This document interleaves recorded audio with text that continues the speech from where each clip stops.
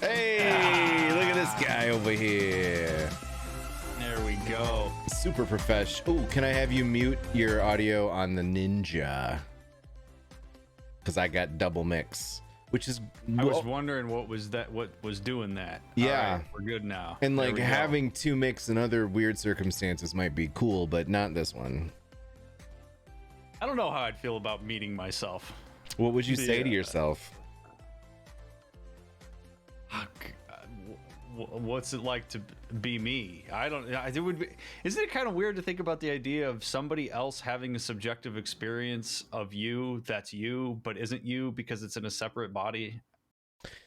Is it any different than like going to sleep, losing complete consciousness and like awareness of self, and then waking up the next day? I think it's maybe a little different because you're interacting with well, you are now an external entity. But like in a sense, you're kind of like a carbon copy of yourself every time you regain consciousness. A little weird. It is a little weird.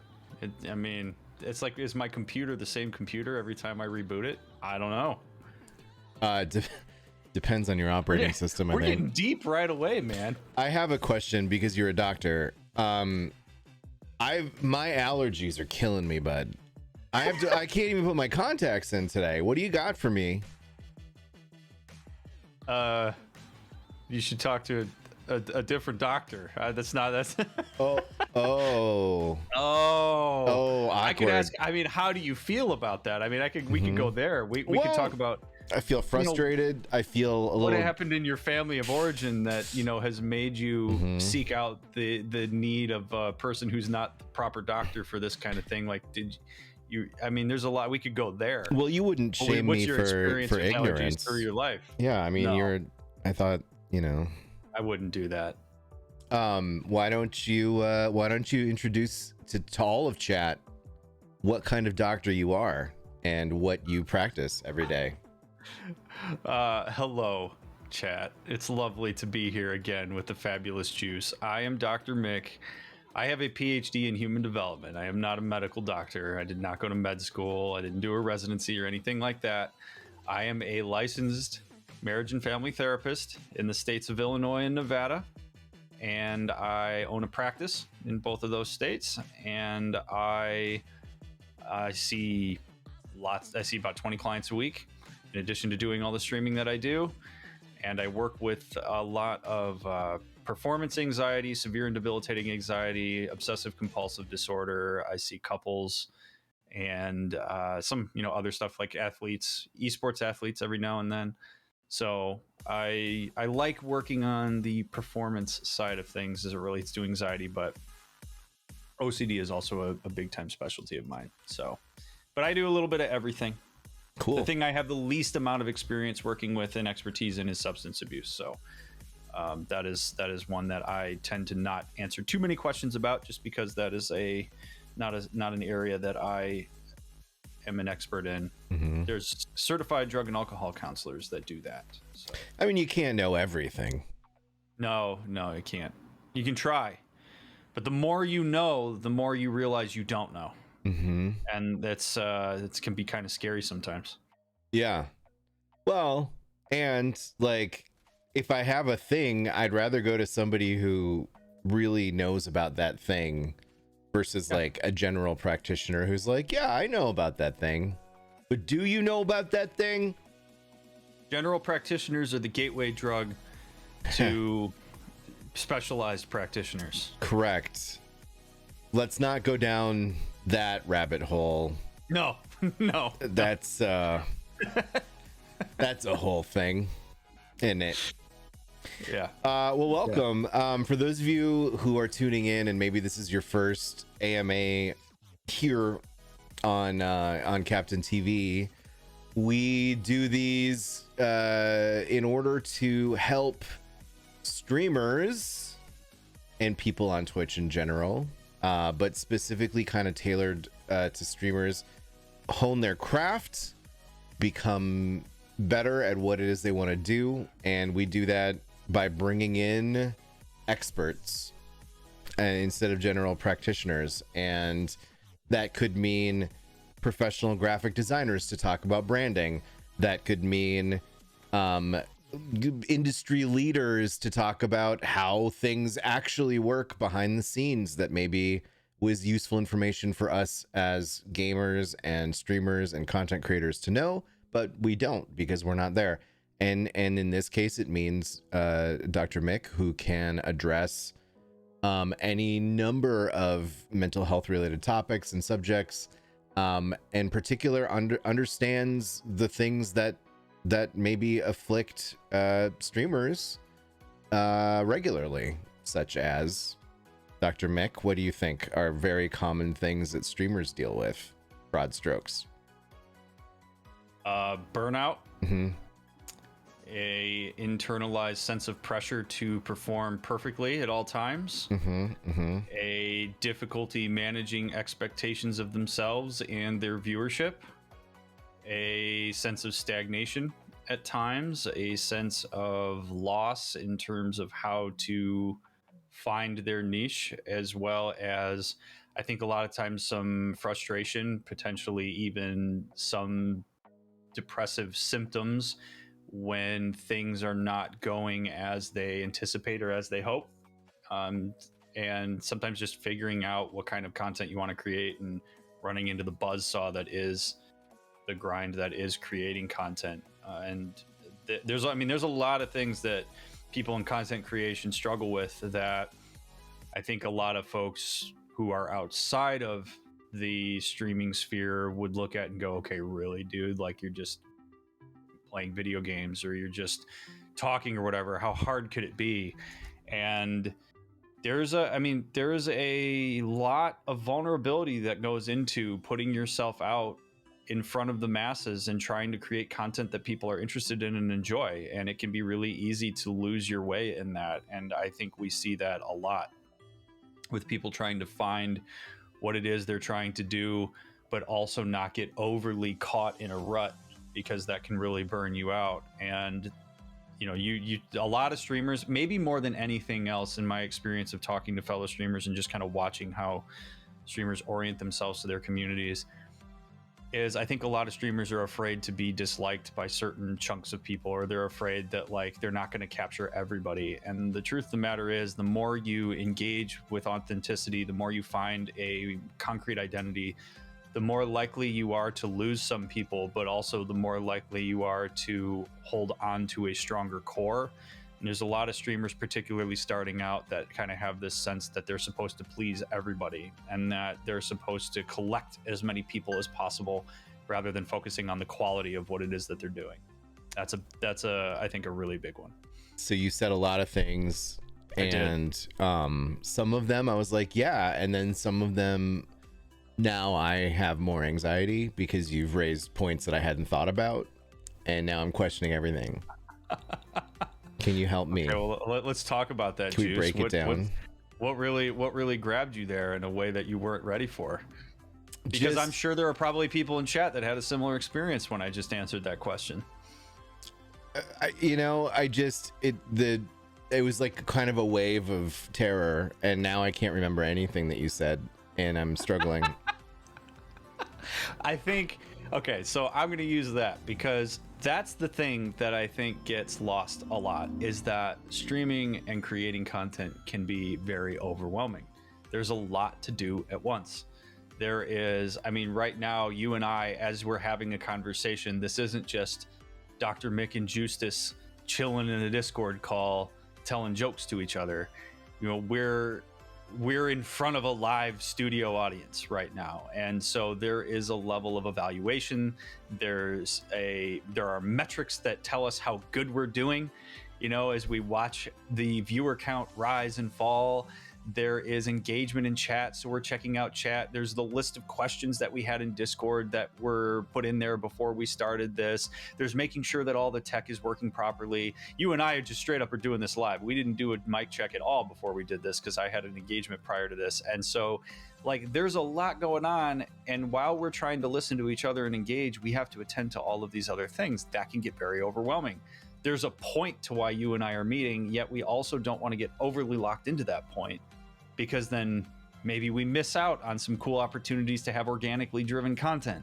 it's a lot to juggle at once, no matter how big or small you are as a streamer. And I think it's something that will degrade people's confidence and sense of self-care and well-being over time, particularly if you devote a huge amount of your identity and your sense of worth into your stream content and how quantifiable it is.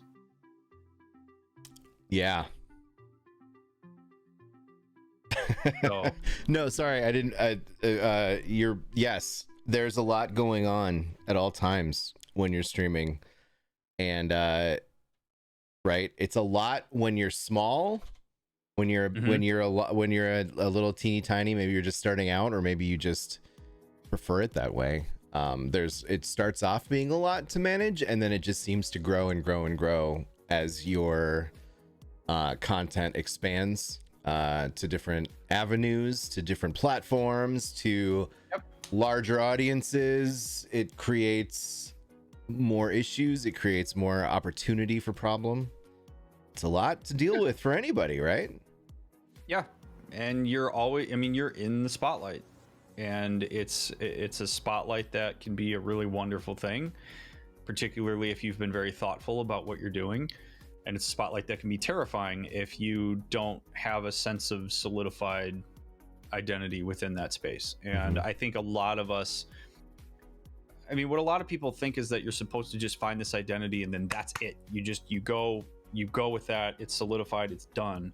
But your identity, just in general, let alone as a content creator, is something that evolves and develops over time. And when I say, a lot of times people don't understand when I say my PhD is in human development, like, what does that actually mean?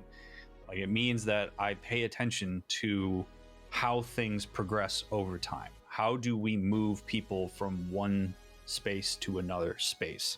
How does that happen organically versus how do people influence that on their own volition? And that kind of intersection is really cool, because a lot of streaming is development. I've been doing this for 4 years. I don't know how many years you've been doing this, but my content has changed over that time, and it's evolved. And I look back on my early days and I'm like, whoa.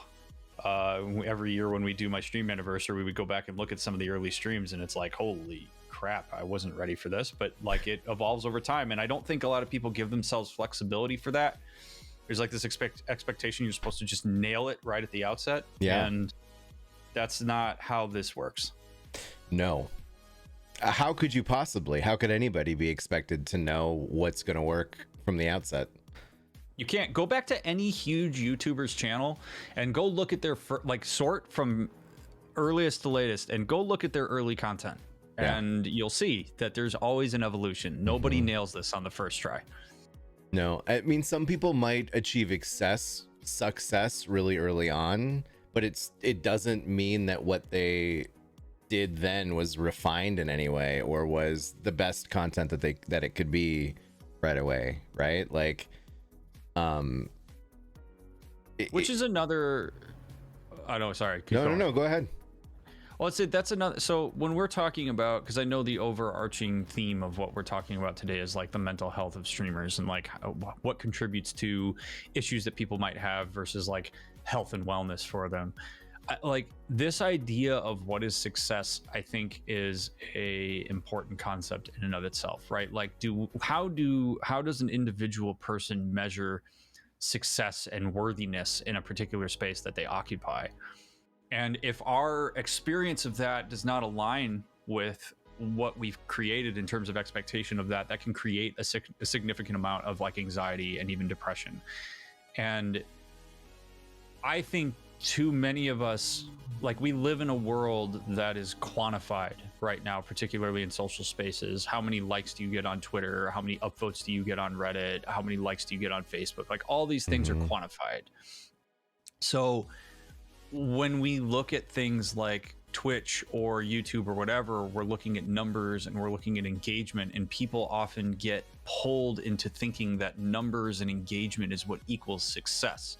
And to an extent that may be true.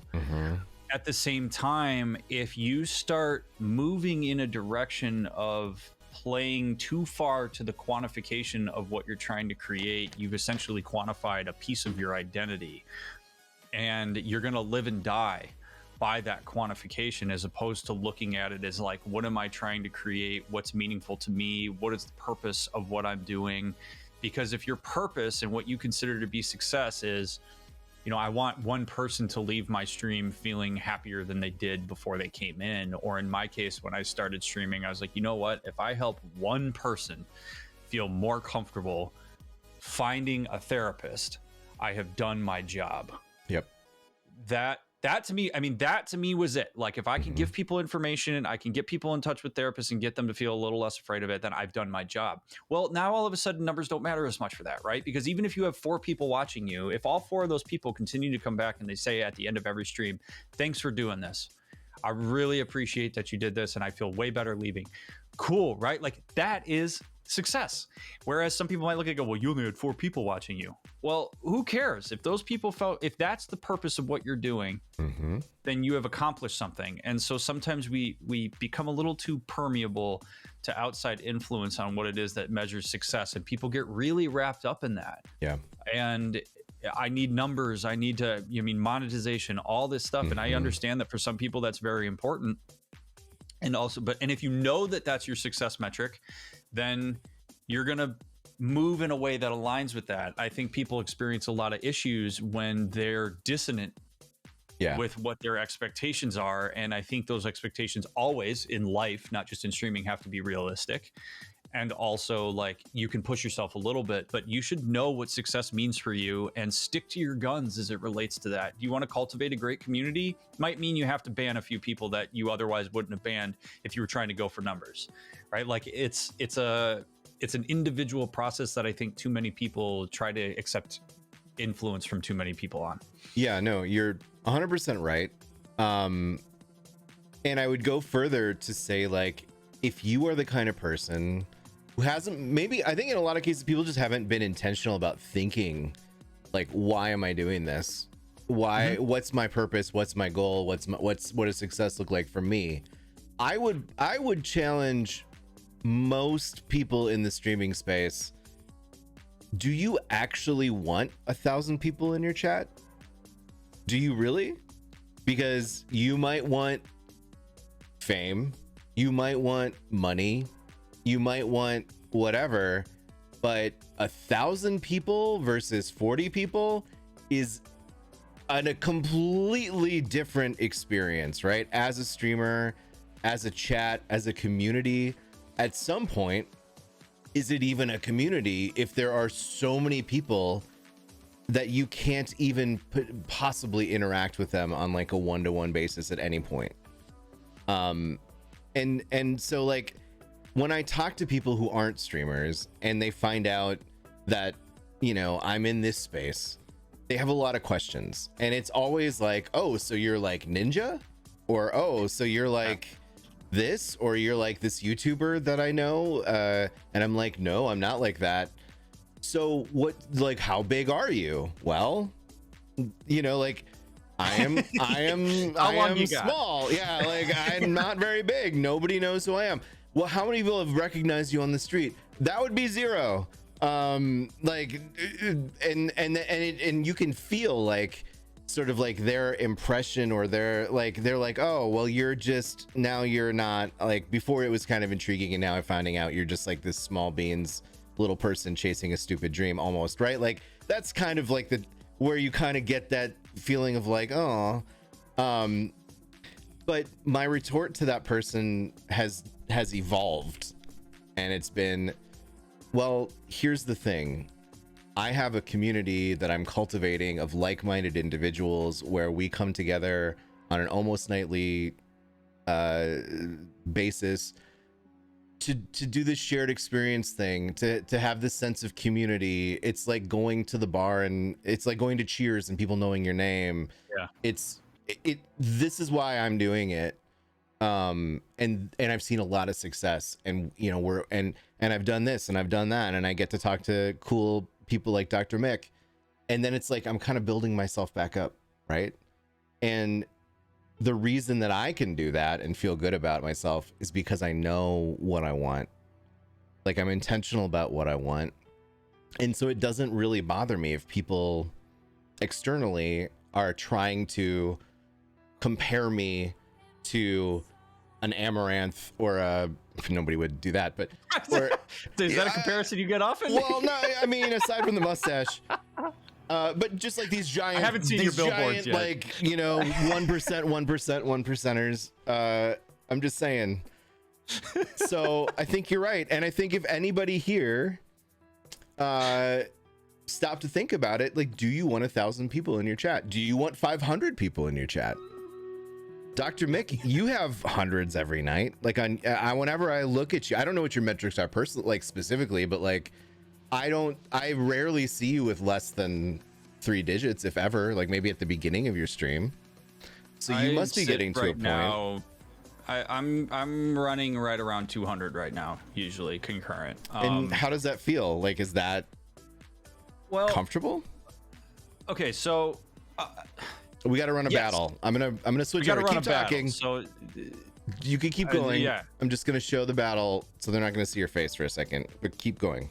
Oh, that's fine. I placed my unit, I think. Excellent. We should talk about that too before we get too deep into things. I dropped myself into the battle, which was a real experience. Which, by the way, shout out to Stream Raiders for the really cool skin. Yeah, man. I mean, I'm like ridiculously honored that I have a actual skin in the game. Like that is really cool. Isn't that one of the neatest things? Like I wasn't ready for that, if I'm being completely honest with you. Like that, you want to talk about like a real moment of like, holy crap, have I made it? That was one of them. Like this is a game a lot of people play, and they can have me in it. By the way, if you buy that skin, you support the Trevor Project. So I definitely encourage everybody here to pick that up if you haven't already. Absolutely. That skin and the I don't know if you can see the Captain TV skin that I put down here. It's like the green mental health ribbon with wearing glasses. Those 2 skins are available on the store page right at the top for anybody who is familiar, or maybe not. Maybe you're just here because you love Dr. Mick and you don't really know anything about Stream Raiders. Well, look, I can go to streamraiders.com and then I simply auth with Twitch. You don't need to like create a login or a password or anything. It's super easy. And then if I go to store, it's right here at the top. And the full skin is a berserker. And then the Dr. Mick head skin warrior is here. They sell for $10 and $5 respectively, and 100% of the proceeds are going to support the Trevor Project. And these are running through the end of the month. So you've got 12 days, and towards the end of the stream today, we are going to be giving away a handful of the Dr. Mick skins. Make sure that those get out there. Sweet. Yeah, bud. Love For sure. Love it. Do the thing. Let me start another battle real quick, and then we can return to talking about things that are important. Where's my doctor? Get me out there. There we are. Here we go. Is. Oh yeah. Look at how happy you are. Look at that. I'm thrilled to be in battle. You know what kind of cracks me up though is that in the description of my character, it says that I prevent the enemies from healing, and I thought that was really hilarious. Because like, he reduces their ability to heal. He's a really shitty therapist for the enemy. he's great for our team, but boy, he really just uses his powers for evil against the enemy, which is okay because it's the enemy. Yeah, they are the bad guys, and you're hypocrite. Did therapists have a Hippocratic oath? We do not. Just doctors. Just that's medical doctors. Sorry. We have a code of ethics. Yeah. But we don't have a. You don't have a hippopotamus oath. I gotcha. No, I didn't place my hand on Encyclopedia Britannica W through X, and swear to do no harm. What is it? The DSM. The book. That's like the Grey's Anatomy for mental health. Yeah, but. Yeah. What number are they up to now? Just out of curiosity. 5? Okay. Yeah. It's been a while with 5. It's been a while with 5. Yeah. 5 TR is probably going to come out relatively soon. But those things are a massive undertaking. You couldn't pay me enough money to get even anywhere near trying to put the DSM together. But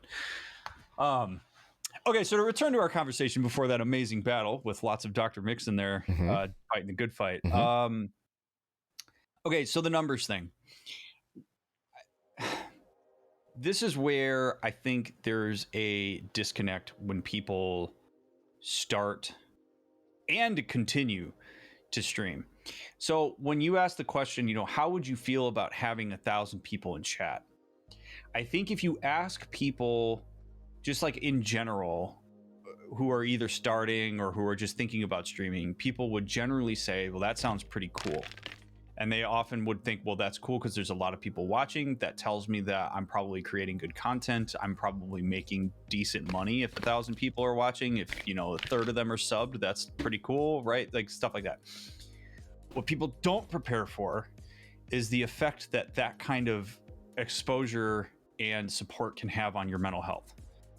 That where there are 1,000 people watching you, that probably means that your community is 10 times that size, because we know it's a very small percentage of people who actually follow that watch. So now do you have any kind of life experience or scaffolding in your development that has prepared you for what it is to attend to that many people at once while you are in the vulnerable position that is content creation? And for so many people, I'm guessing the answer to that is no. So if you're not careful with like how you're thinking about what you're doing and how you're cultivating your community, if you find that kind of success and you don't know what your direction is, and you haven't developed a sense of confidence in what it is that you're creating, you are likely to be susceptible to being pulled in 1,000 different directions based on the feedback that you're getting. And from whatever kind of pressure that you have internally developed for yourself, sitting in front of that many people doing your thing. That's what crushes people. Yeah. Like when you see people talking on Twitter, like streamers talking on Twitter or Instagram or wherever, and they're talking about how like content creation has burned them out or their mental health is suffering or whatever, it's you usually see that come along with an apology. Right. I'm sorry to my community for the fact that I am anxious or that I'm taking time off or whatever. And that to me, I think, is indicative of how difficult it is to manage that, because if you have to apologize for the effect that it's having on you, that sort of presupposes that you're beholden to other people in a way that you're sacrificing your well-being for. Yeah. And I don't think anybody should ever have to apologize for taking time off or for attending to their mental health. And so like that to me is what really stands out, is there's like this medium threshold, right? When you're early on, you have maybe like 20 people watching you or 5 people watching you or whatever. That's relatively easy to manage from a stream standpoint. The people are recognizable. It's not too much to attend to in chat. Generally, you can cultivate that pretty easily, and you can take what people say, as what it is. And then on the other end, if you have like 30,000 people watching you at that point, like you're not really paying attention to chat like at all. So you can just kind of do your thing and it doesn't really matter because you're not having to attend. You're just by name alone, you've got people giving you the benefit of the doubt. Right. It's that threshold probably between 50 to like 2,000, maybe even more than that, a little bit more than that, that's where people get lost in terms of their like wellness when they're doing this, because it's just small enough that you still feel like you have a community and that you're attending to that group, and it's also big enough that like there's no possible way that you can take care of everybody, and it becomes really overwhelming in that way. And then that's when expectations start to become a real killer. And as I'm sure everybody who's ever watched me, whether it's on these AMAs or whether it's in general, like I'm huge on expectations and creating realistic expectations, because if you don't do that, your experience is going to destroy you. Absolutely. So let's wind it back a little bit. Let's actually take a big step back real quick. I feel like we dove in to the deep end on this one, and I think it maybe is a product of like, this is the third time that you and I have done this. But let's not assume everybody in chat has been here before. The way that these work in general is to please go to our Discord. If you have a question for DrMick, and post your question in there. We're going to we won't necessarily answer all of the questions that are posted in there, but that's the best way. If you have a question, feel free. If your question and I'm gonna throw River out there again, we didn't talk about this ahead of time, but if your question is something sensitive where you don't necessarily want to have your name attached to the question and you want a little anonymity, like, please message River and she will post the question for you in if that's important to you, if it's something sensitive. I know River's here, so I feel comfortable in saying that. Or you can message me, CTV_juice on Discord, and I will do it. We answer all questions that are mental health questions to the extent that it's reasonable and should I put my disclaimer out there? Yeah, do your disclaimer. I am a therapist. I am not your therapist. One of the things that I pride myself on more than anything else in this space is that I talk about mental health in a responsible and ethical way as a professional. So a lot of times I will get questioned. It's on me to determine whether it's a question I can answer or not. So don't ever be afraid to ask your question. Mm-hmm. But I cannot do assessments. I can't ask questions that I would normally ask if I was a person's therapist, and I can't give direct professional advice to folks. I can only answer in general terms. Mm-hmm. So it has to be something that multiple people can connect to. It can't be something that's like specifically unique to your situation. Right. And that's for me to manage, but I like to throw that out there because it's really, really important just in a general sense that if you're ever watching or engaging with a content creator that is mental health oriented, whether professional, advocate, or person who talks to their own experience, it's very important that that be done responsibly and in my case ethically, because I'm a professional, and you should seek out people who are adamant about that. Absolutely. So all of those questions, good. Questions that we don't want to answer or talk about here are questions about stream writers, questions about the new event, Tomblands, questions about the direction of Captain TV and when is Stream Pirates coming out. These are all amazing questions, and I want you to get an answer, but asking Dr. Mick is not going to get you the satisfaction that you deserve. No. And so please put your questions for those things elsewhere in the Discord, not in the AMA questions channel, which honestly, this is the first time that we haven't had one of those put in there yet. Well done. So good work reading, folks. I'm proud of you. All of you. Good. So things that Dr. Mick and I have discussed in the past, which does not mean that we will not discuss them here today, but just to give you like get your brain juices going. Imposter Syndrome. Actually, Waba Streams posted 3 of them that I thought were really good. Things that streamers in particular seem to struggle with. Imposter Syndrome, burnout. They say grind culture. I think that could mean a lot of different things, but things of this nature, anxiety, depression, stuff that you and I see all the time in the streaming community. I mean, anybody, honestly, if you're involved in streamer Twitter, you kind of see a lot of what it bogs people down, I think. And all of that is completely on the table. And don't ever feel like, I don't know if this has been asked before, or, did blah, blah, blah. Just post your question. Go for it. Shoot your shot, man. Or lady, or non-binary friend. And we are just kind of shooting the shit for a little bit, and then we're going to turn to the Discord and start digging in there. Cut me loose, baby. Yeah, bud. Because we got you don't know, Dr. Mick's a big deal. He's a doctor of brain stuff, man. He's got a busy schedule. Well, you think I can just like, hey, Dr. Mick, come on Wednesday, and I gotta be like, yo, Dr. Mick, please, sir, we need you. People want you. They want more Dr. Mick. They need more Dr. Mick. They gotta have more Dr. Mick, like cowbell. Yeah, at my age, it's too hard to come on demand. Right? Oh my God, I'm older than you, so just hold on to your horses, pal. Again, that different kind of doctor, I think. But if you can help me find that little blue pill, I might be in the market here in the meds, man. Here in the coming weeks. I don't know. No pun intended.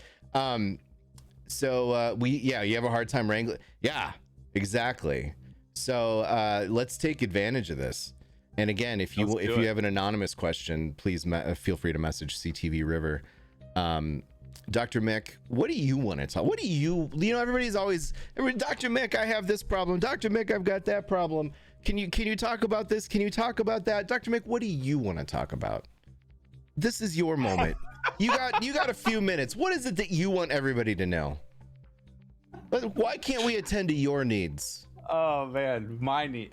I'm cool, man. I am very slippery. I'm not easy to get a hold of. That's something something I've been working on in my own personal life is trying to be more available and respond to people a lot more quickly. That's a thing.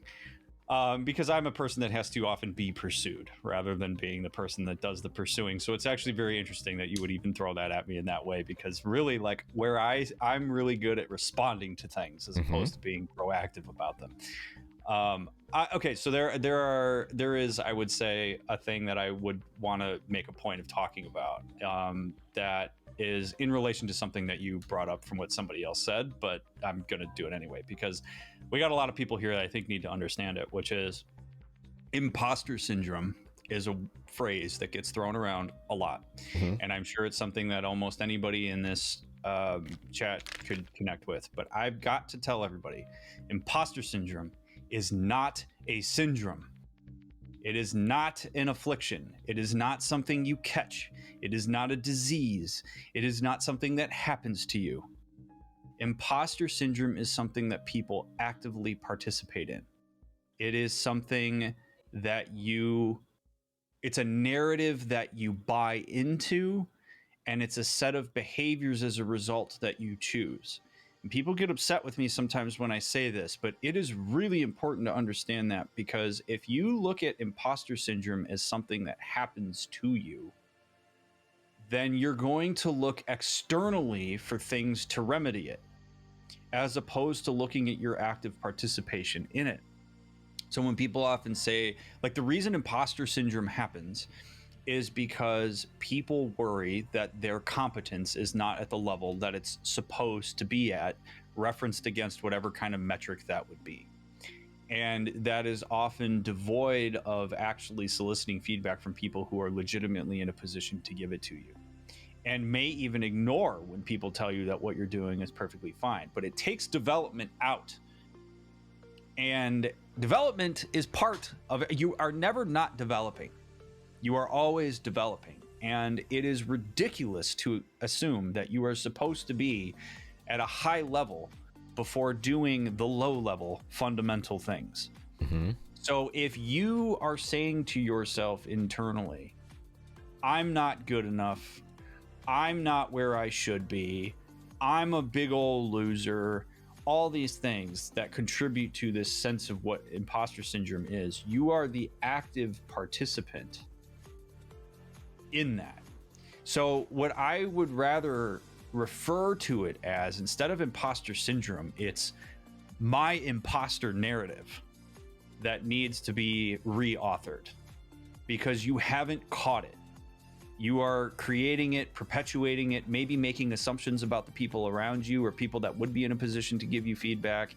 And in perpetuating that narrative, it often leads to overcompensation behaviors, and it may also lead to you not doing certain things that you might otherwise do if you saw yourself as competent. So keep in mind how you're participating in that narrative, and really work hard to change that narrative for yourself. So that starts with, instead of calling it imposter syndrome, call it my imposter narrative. Okay. And that starts to give you some accountability for changing that and reauthoring that. When I hear imposter syndrome, it just makes me a grumpy gills, because it gets talked about as if you caught it, like you caught a cold or something. Right. That makes sense. I never really thought about it, like the classification of calling it a syndrome, to me as the layperson, really is just noise. That's just, I know what it means, I think, or at least I thought I did, and I'm not thinking about it with at such a level of analytics, or as analytically as you do. But good to know.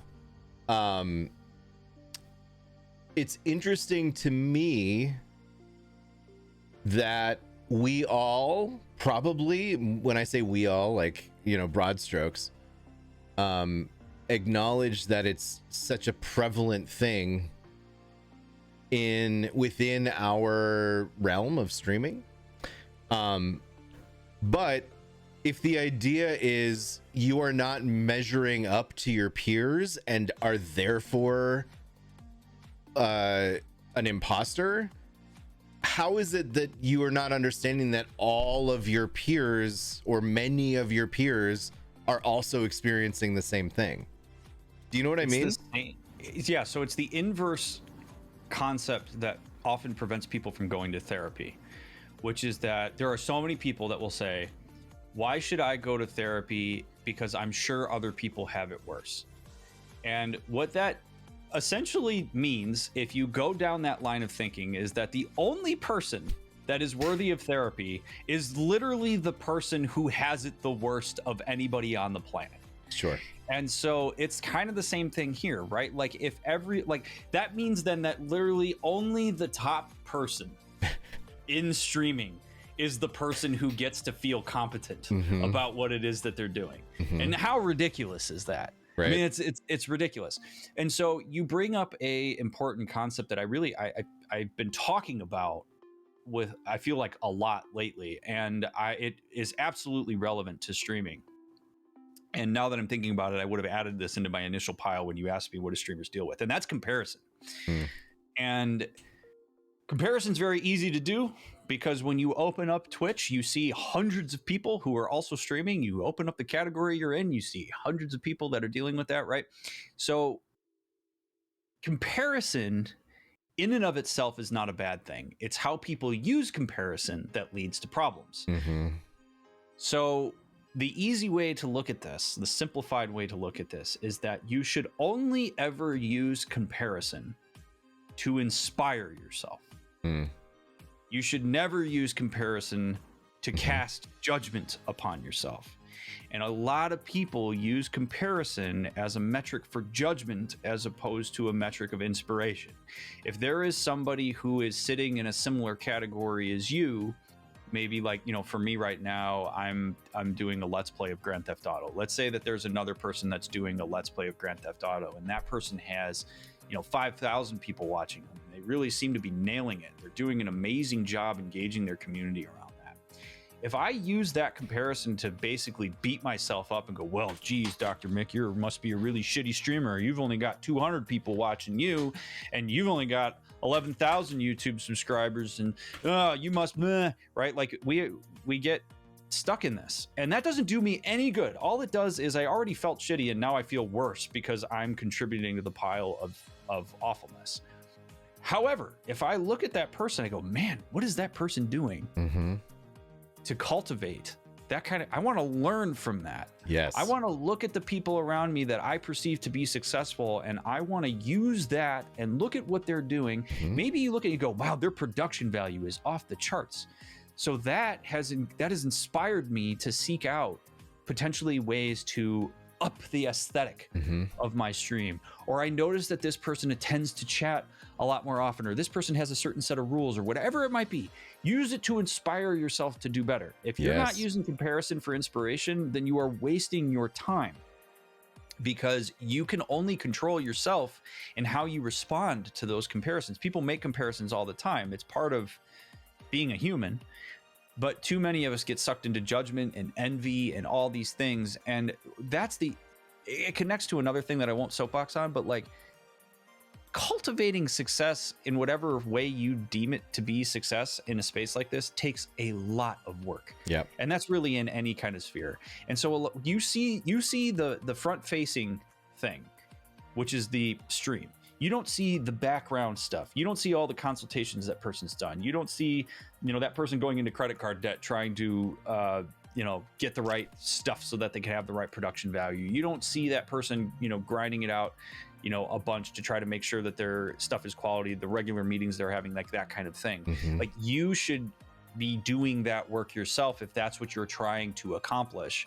And so using that again as a template of inspiration Mm-hmm. is better than a template of, I play random pickup hockey. I'm not looking at NHL players and saying like, wow, I really suck because I can't do that. Right.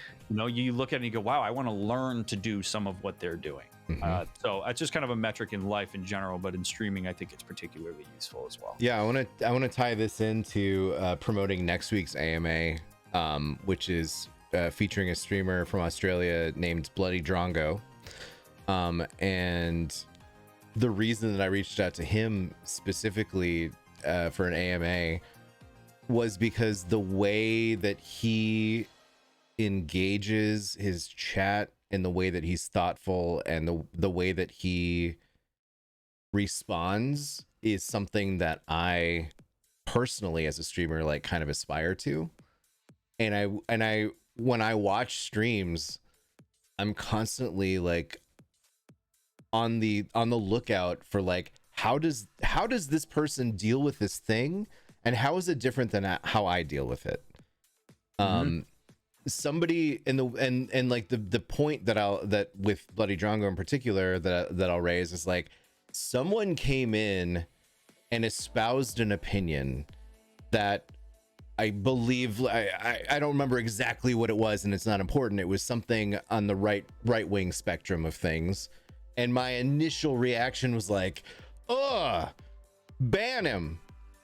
And Bloody Drongo was like level-headed and was like, well, let's talk about why you feel that way. Can you explain it?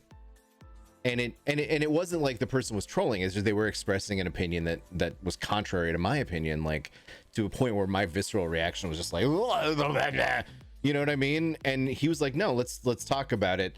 And they had like this Discord that didn't last very long. It didn't like derail things very much, but just the way that he approached it, I was like, crap, there's a way better way to deal with this than how like my first reaction is. And then I started paying more attention to that stream to like cue in, are there other things that he's doing, other ways that he's saying things, other ways he's approaching things that I should be emulating. And I think that that's what you're talking about, is like, look at people and I don't even care if they're bigger than you, they could be smaller than you metrics wise. Every streamer is valid, right? And you can learn from anyone because we're all different. And can you imagine like if you start to analytically think about like, well, okay, well, how does DrMick address this, right? I got a pretty good imagination. I can imagine that. Yeah. Do you know what I mean? And you brought up like production value. That's one of them. Other people can bring up like communication style. I go into some streams and there are streamers that do this, and you might know, DrMick, like they will read aloud everything that's said in chat. And at first I was like, why are you doing that? I can read it. I do that. Yeah. Well, I mean, everything. Your chat at this point, is a little scrolly. I read the highlights now. Yeah. Yes. But it's like golden. So for instance, instead of saying like, okay, let's say River just writes, imagine communication lol. So I go into streamers. I've seen streamers who will say CTV River says, imagine communication lol.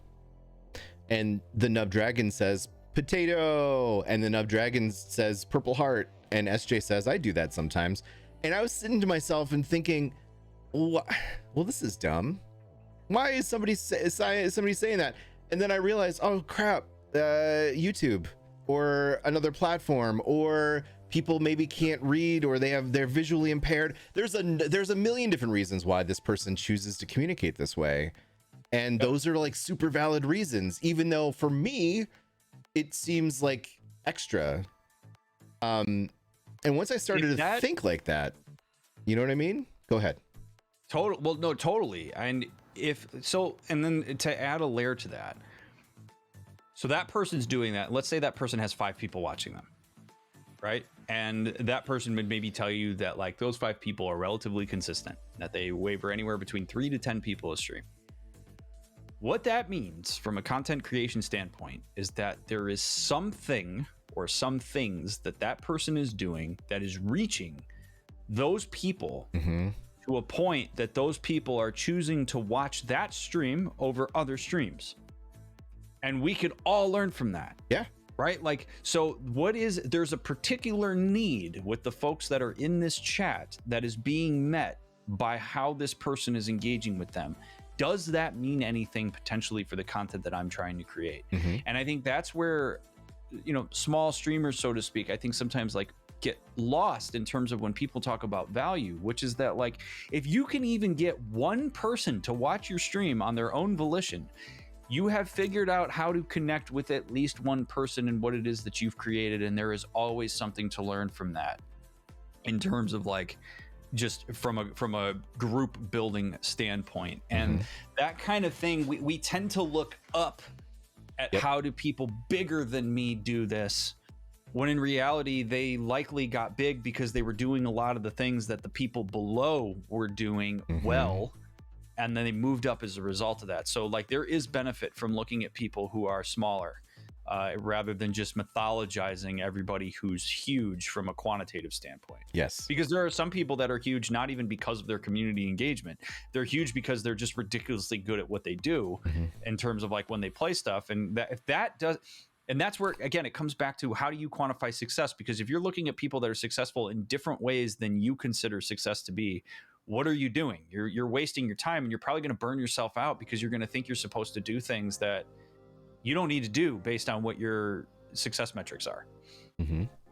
And to your point, are you streamer who I'm talking to right now in chat, are you the top 0.5% of all the players in your particular game? Are you streaming and seeing success because you are the best of the best?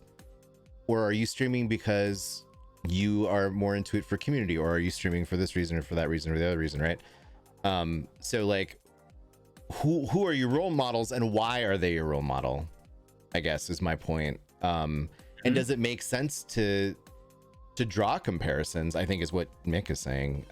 I'm just simple brained and sometimes have to reiterate for my own purposes, but that's all right. It helps people. Sometimes I get a little too complicated. I think sometimes I'm a verbal thinker. Like a lot of times I have to say dumb stuff out loud to land on the smart thing that I actually believe. And for better or for worse, right? I think too, like you can look at people and learn what not to do as well. For sure, right? Like there are streamers that I see stream. Let's say I go see a large stream, and I'm not saying this, but I'm just for the sake of discussion. I go to Shroud's stream because he's got a gabillion people, and like I want to see what like what's trending or what, you know, like there are these large streamers that always feel like they're on the bleeding edge of everything, and they're ahead of they're the trendsetters. And I might go there and say, well, gosh, I definitely am learning what I don't like or what I don't want to do. And I think that's useful information as well. Even if it's a little bit negative, I guess. I don't know. No. Okay. So, man, I'm not, I know we have to do a battle, so I won't believe, but like, it's okay to be negative sometimes. It's okay to look at things that aren't great. Like it's okay to be critical. Like this idea that we're always just supposed to be in a good mood and positive about everything is a ridiculous notion. So yeah, it's okay to do that. Like you should do that. You should also ask yourself what gets me to bail off of streams if I go to watch them, because that is some insight into what maybe you want to watch out for. Yep. I bail if audio sucks. So I work really hard to make sure my audio is good. You know, like that kind of stuff I think is really important to pay attention to. So yeah, I find myself bailing if people are like super down on themselves all the time. Right. That too. Yeah. I mean, if you're like that level of projection into chat is bad.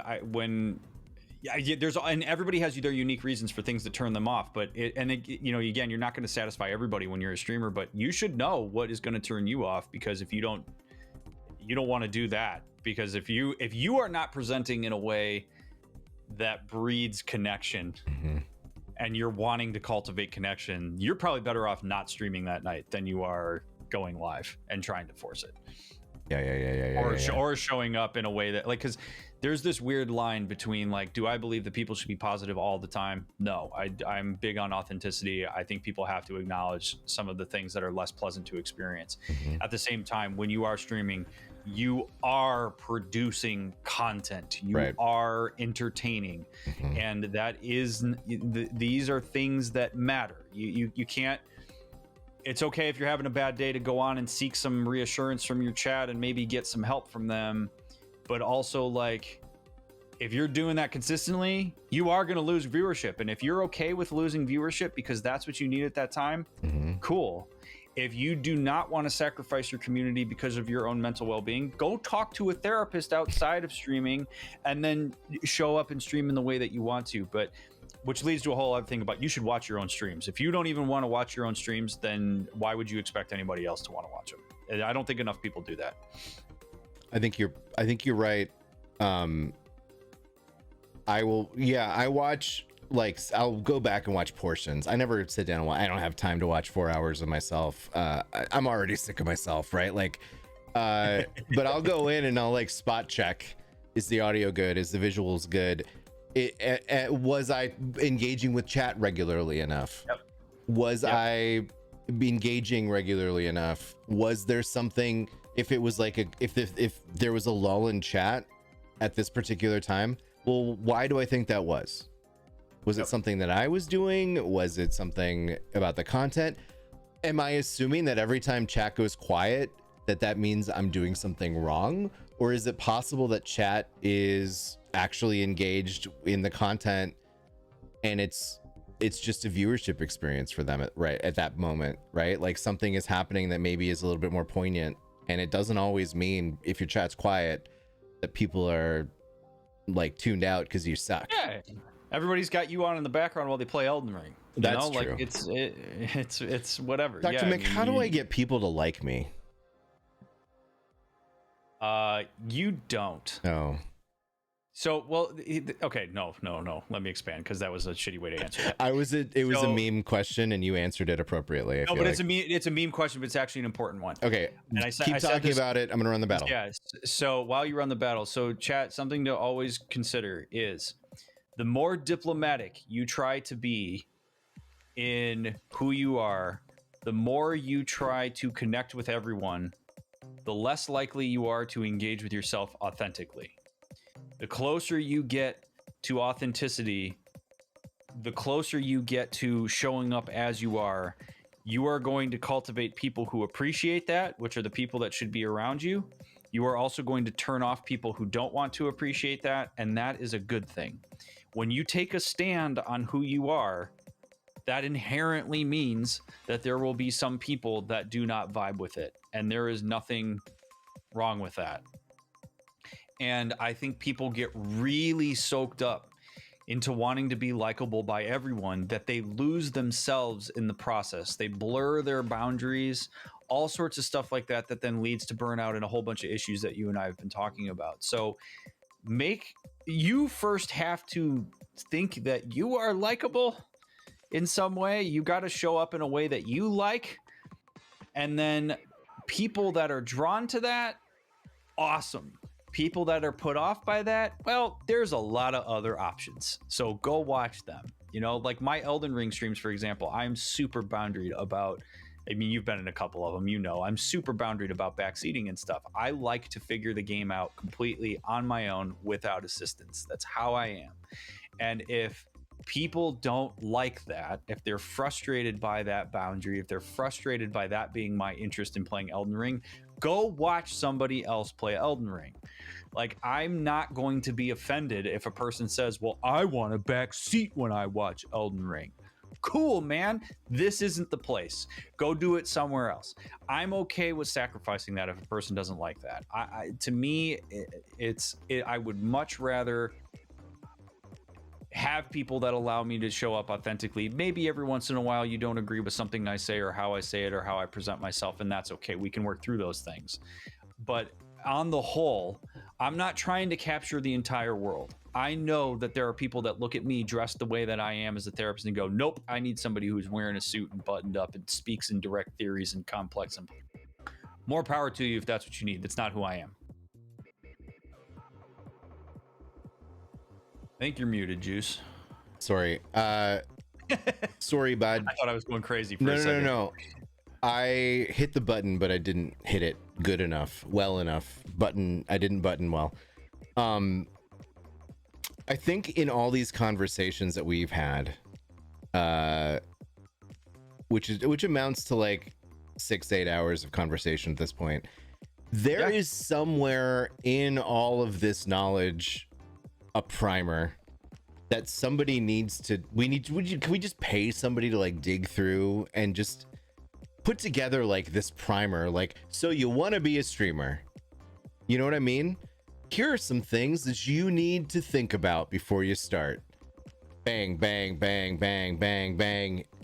And if everybody had this information and it was accessible and easily like digestible, can you imagine like how much pain could be avoided by folks who do have the imposter narrative, who are like unrealistically comparing themselves against people who have been doing this a million years and have attained like a very high level of success? Like, there's all of this stuff where if there was a guidebook, and or if our community wasn't verboten to ask questions directly to streamers, I think there's something in there, right? So those things they do exist. Oh yeah. Oh yeah. There are. I mean, I'm hesitant to name drop, but like, there are. Ninja, for example, just came out with something. There's the solar stream that Loco has created. There are resources that are available to people, and there are stream coaches out there that have created extensive documents and websites and all sorts of things to try. I mean, I once got pitched. It was neither of the people I mentioned. I once got pitched by a company that said they were trying to put together basically like a streamer camp, and they wanted me to be involved with it in some kind of way. So there are people that try to do this. I think what's difficult about this, Juice, and why people don't access these things other than not knowing about them, is that reading those documents would be depressing. Maybe you're right. I mean, really. I mean, because you either there's one of two things happens. You either have somebody who's giving this advice that really had a bunch of opportunities that just aren't available anymore. If you're an early adopter, if you were here during the Justin TV days, you have a leg up automatically because you were an early adopter. You cultivated a community because there was nobody else available to be around, and so you have that immediately. You have that in. Right. And some of the biggest, most popular streamers are people that have been doing this since like 2014, 2013, 2011, even when Justin TV was a thing. Right. So then you have that where you're like, okay, well, this is kind of out of touch because you had a bunch of opportunities that aren't available to me. So it misses the mark completely. And then you have others that when they talk about these things, you realize you essentially are saying to people, you're probably not going to make it if you're trying to make a living doing this. Like, you're probably not going to have a quantitative success metric that you think you're going to have. You're probably going to get burnt out. You're going to realize how hard it is to distribute things across all of your social media platforms.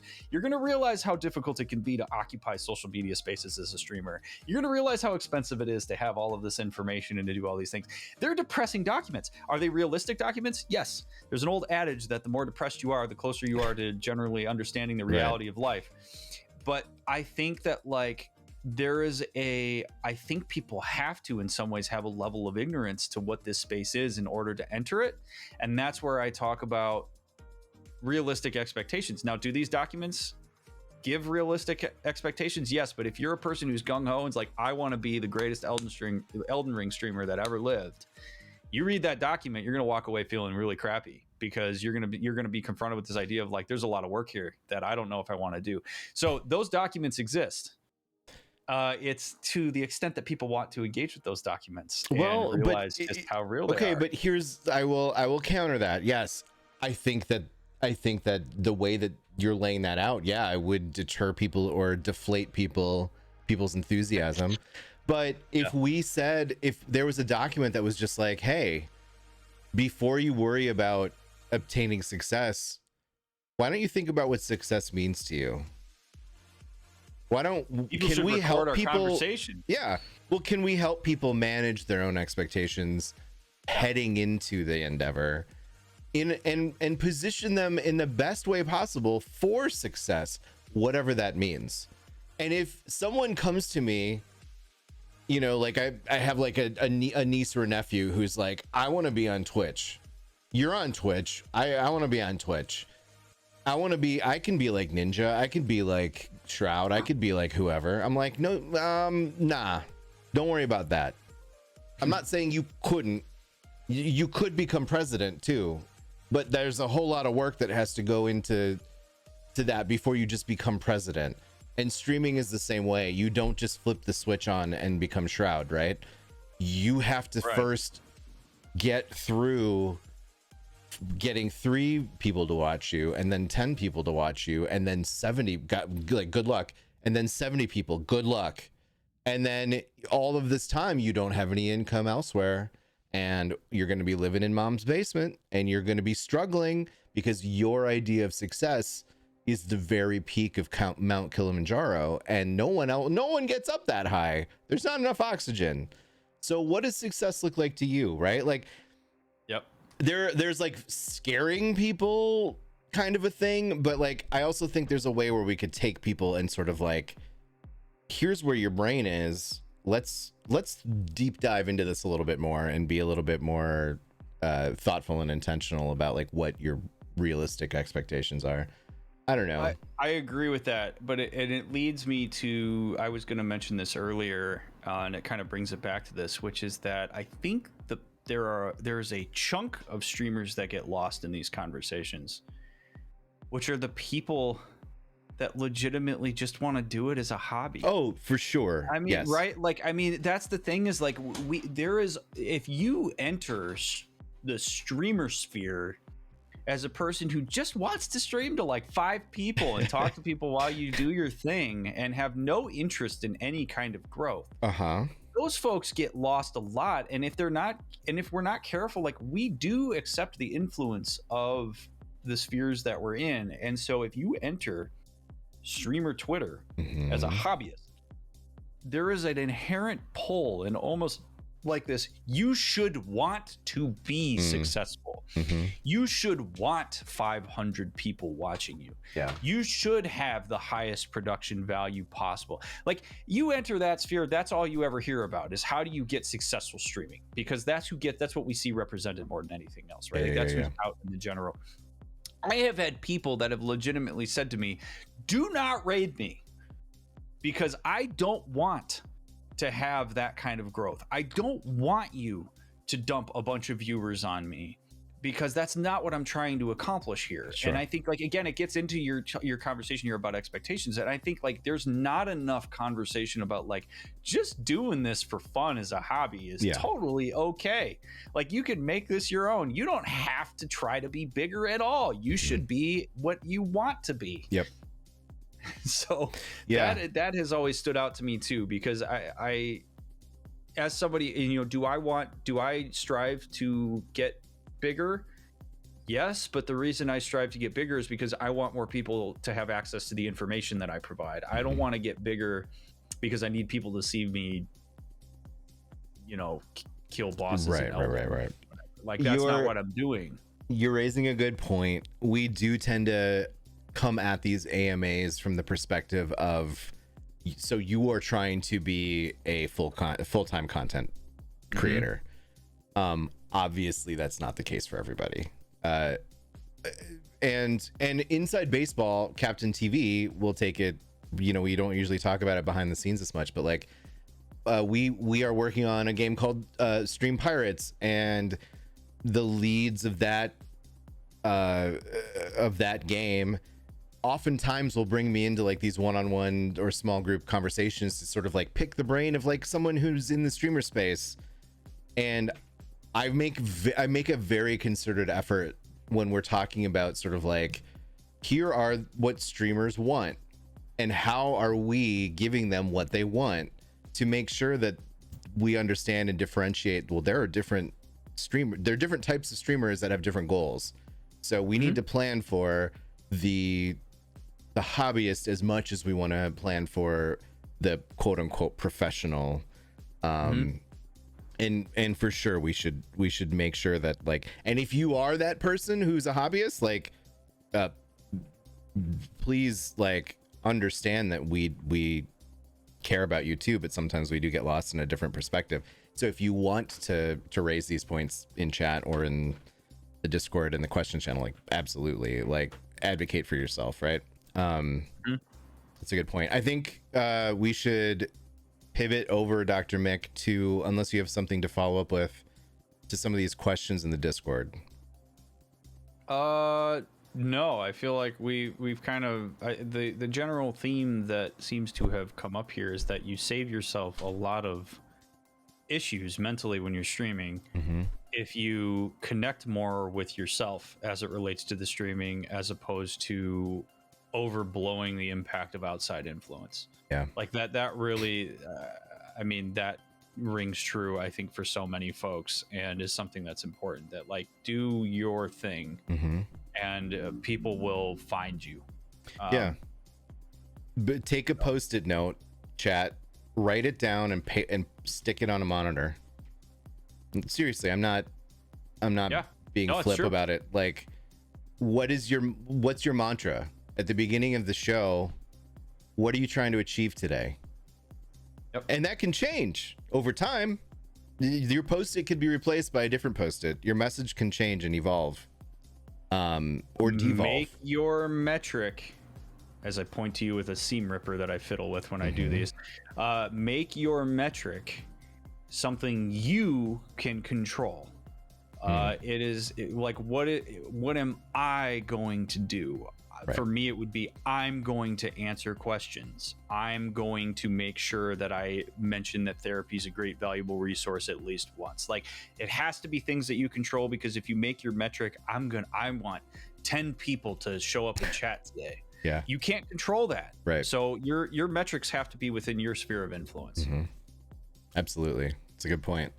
All right, we're going to hop in. Are you ready? Reminder, chat, if you have a question, please post it in the AMA questions channel in the Discord, which is now in chat. Blondie asks, Dr. Mick, do you have any suggestions for streamers that are struggling with mental burnout? Any tips to help understand when it's okay to take a mental health break and how to do so without the anxiety of possibly losing progress or momentum in content creation? It is legitimately always the right time to take a break to attend to your mental health. If you're already thinking about it, it's probably a good time. You have cultivated the proper community, they will come back. And in a lot of ways, you actually are modeling effective boundaries and self-care by saying, I'm taking a little bit of time to take care of myself. That's important. And you should too, if there are ways that you need to in your own life. The anxiety related to what's happening when you come back that's all it is. It's just anxiety. The what ifs are not actually real. It's our brain's way of trying to mitigate uncertainty by trying to answer those what if questions. And the truth of the matter is, you won't know what the impact of you taking time off is until you take time off. And at the end of the day, if you are making content while you're in a terrible headspace and you're burnt out, you're probably not making good content, or you're not making content as good as it could be. You're probably not connecting with your community in the way that you want to.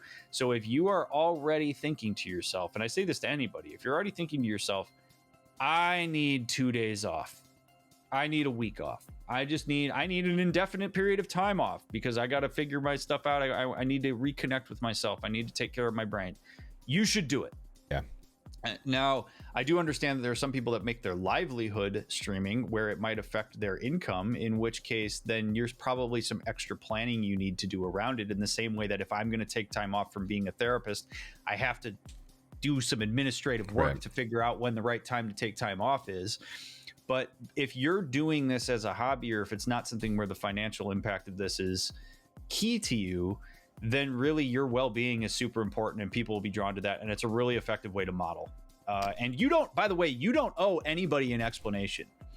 So if you need to take time off and literally the only thing you say is, hey, I'm taking a couple days off just to attend to some self-care needs, that's good enough. You do not owe people a detailed explanation of all the stuff that you're going through to manage. Okay, guys, well, I'm depressed and I've been experiencing significant amounts of anxiety, and here's the Now, if you feel comfortable doing that, you're more than welcome to do that. But nobody in your community should ever pressure you into explaining yourself beyond just what the actual boundary is. Right. By the way, the antidote to burnout, friends, is boundaries. That is literally the antidote to it. You have to set boundaries, and then you also have to make sure when you're outside of streaming, you are connecting with what you're doing outside of the streaming. If you're still thinking about streaming while you're not streaming and you're burnt out on streaming, you're going to keep being burnt out. That's true. I have said this a bunch of times. I think I've said this every time you and I have talked, and probably every AMA, because this question comes up a lot. I have a friend who was struggling with burnout constantly. She would stream, and she's a full-time content creator, and she was trying to stream every day, and like clockwork, she would hit this patch of like burnout until she finally said, you know what, I can't stream every day. And what she did was 2 days on, 1 day off, and she found a cadence that works for her, where maybe that day off at that moment, she was like, I'm feeling fine. I could stream today because I'm not feeling burnt out, and still took the day off. Boundaries, baby. Yep. Because she has analyzed, been thoughtful and intentional about, if I don't do it this way, it's going to lead to worse things. And now she's 2 days on, 1 day off. People know when to expect her. Her schedule remains consistent. She generally avoids burnout. And she did this out of need and necessity, but also now here's a lesson that all of you can learn from, which is, you may not be me. You may not be able to stream 5 days a week. You may not be Dr. Mick and stream however many times Dr. Mick streams, 6 days a week. That's fine, because guess what? If you're streaming 4 days a week and you're happy, those 4 streams a week are going to be great versus six streams a week when you're unhappy half the time, right? Or more if you're really burned out. So be smart and intentional, and think about the kind of streamer you are, and try to figure out your pattern, because it's possible. You could do it. You're smart. Arctic Skull asks, for the tinier streamers that are at the stages of pushing affiliate, either with Twitch or streamers, such as in my case, at what point do you or should you stop to check on yourself or your mental stability? All day, every single day, you should do that. Every you should check day. with yourself every day. Checking in. Okay, so attending to your mental health in the most efficient and effective and useful way means that you're constantly checking in with yourself. Not in a way that's like you're, weighing yourself down, but you should constantly be checking in. This is not where you don't want to have a panic attack as being the metric of, oh man, maybe I'm in a bad way right now. And God forbid you have a panic attack like on stream. All right. So if you are not checking in with yourself regularly, you're doing it wrong.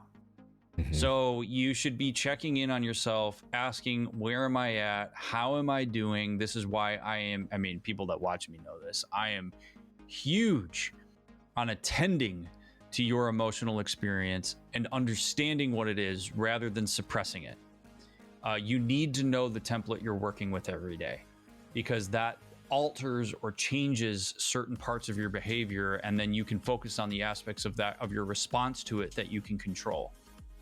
And when you don't do that, then you're going to be, those things don't go away just because you ignore them. Your emotional experience doesn't stop just because you aren't paying attention to it. You're going to continue to behave in reaction to it in a way that you're going to feel out of control on. So you should check in with yourself every single day. Don't skip leg day. Don't skip self check-in day. All right. Never skip leg day. Arctic Skull has some follow-up questions, and I feel like these are probably a little bit too specific, but we can try. To further add to this, what are suggested ways for self-care as a small streamer that one can do to keep themselves motivated and keep pushing on low days where either numbers are low or said streamer's mental health is low? And is there something that you can... So yeah, there's a couple things I can glean from this. Okay. First of all, self-care is a unique process. Mm-hmm.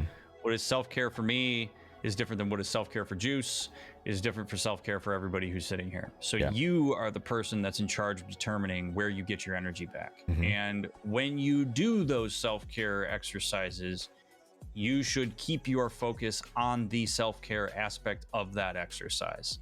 So for example, I play golf, and recently I've started ice skating.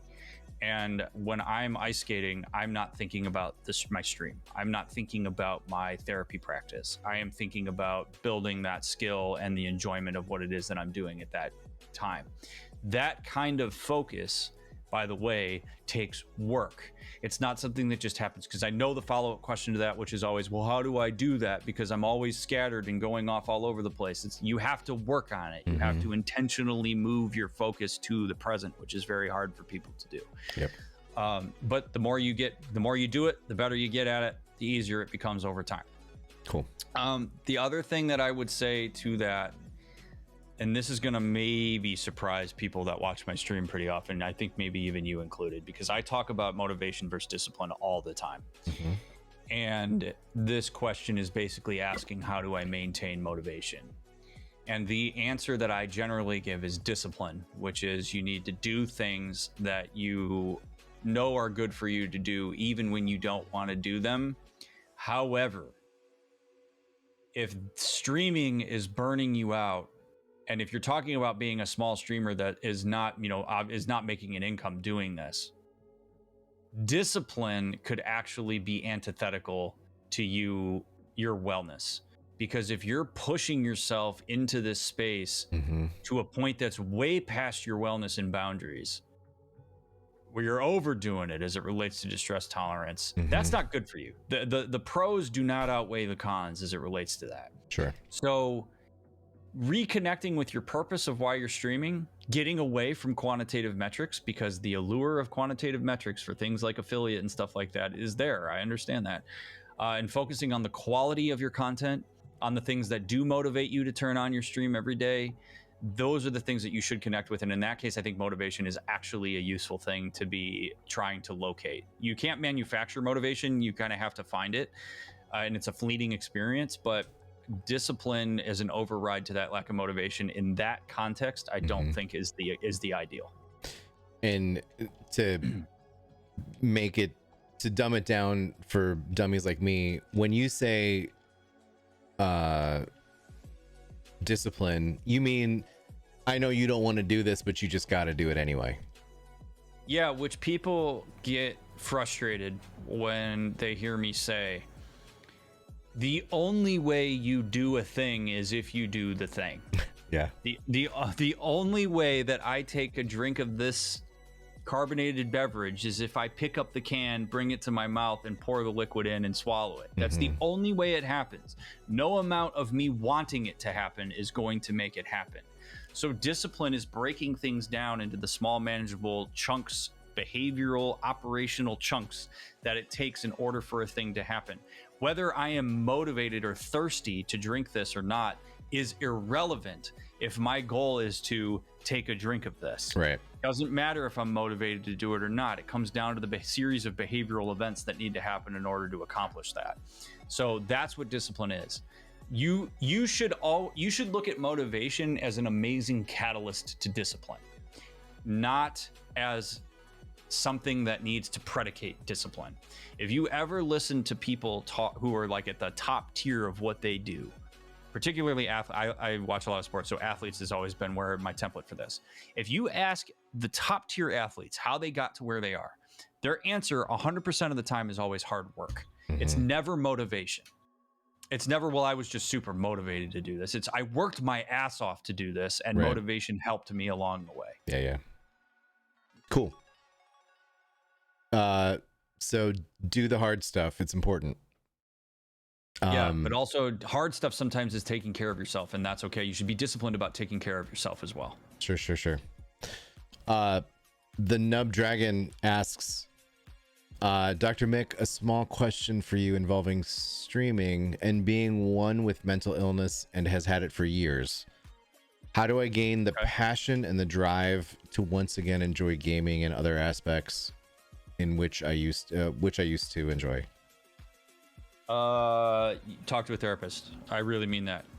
Because if they're losing passion and drive for things that generally would create that for a person can be a really distressing experience, because it's like, wait a minute, what the hell is happening?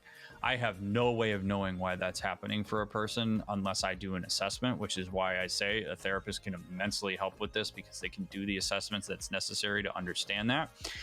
I am not diagnosing this person or anybody else here with depression when I say this, but that is a symptom of depression. One of the many symptoms of depression that have to be hit in order for a person to achieve that diagnosis. Okay, so, but passion and drive are not things that we actively can manifest for ourselves. Right. They are contextual, they are fleeting experiences. I mean, it might mean that perhaps you pay attention to what you currently are passionate and motivated about. It's maybe less about the shoulds and more about the what currently is the case. Like I always say to people, how you should feel doesn't matter. What matters is how you do feel.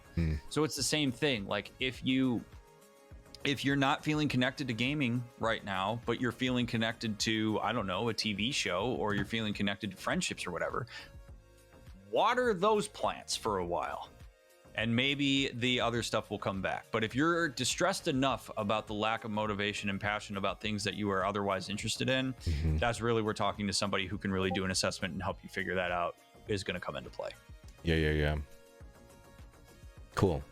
We've got 50 seconds before this battle. Let's just, before we hop to the next question, let's go in here and get her started. Remember, y'all, that today and through the end of the month, you can support the Trevor Project by going to the Stream Raider store and picking up a Dr. Mick head skin warrior who is very happy looking. Look at this kid.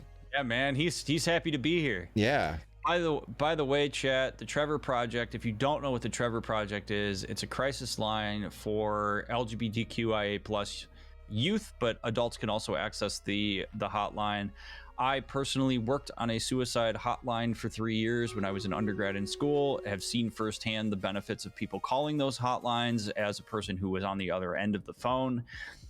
These hotlines are available 24/7.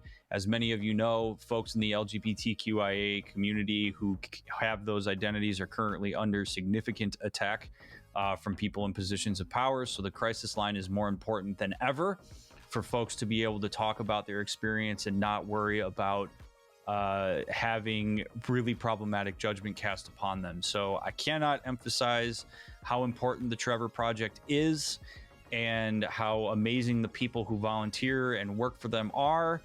And I try to support them in any way that I possibly can, because crisis lines are near and dear to my heart, and we need to make sure that folks are taken care of, and they really fill an important subset of the crisis management and suicide hotline community.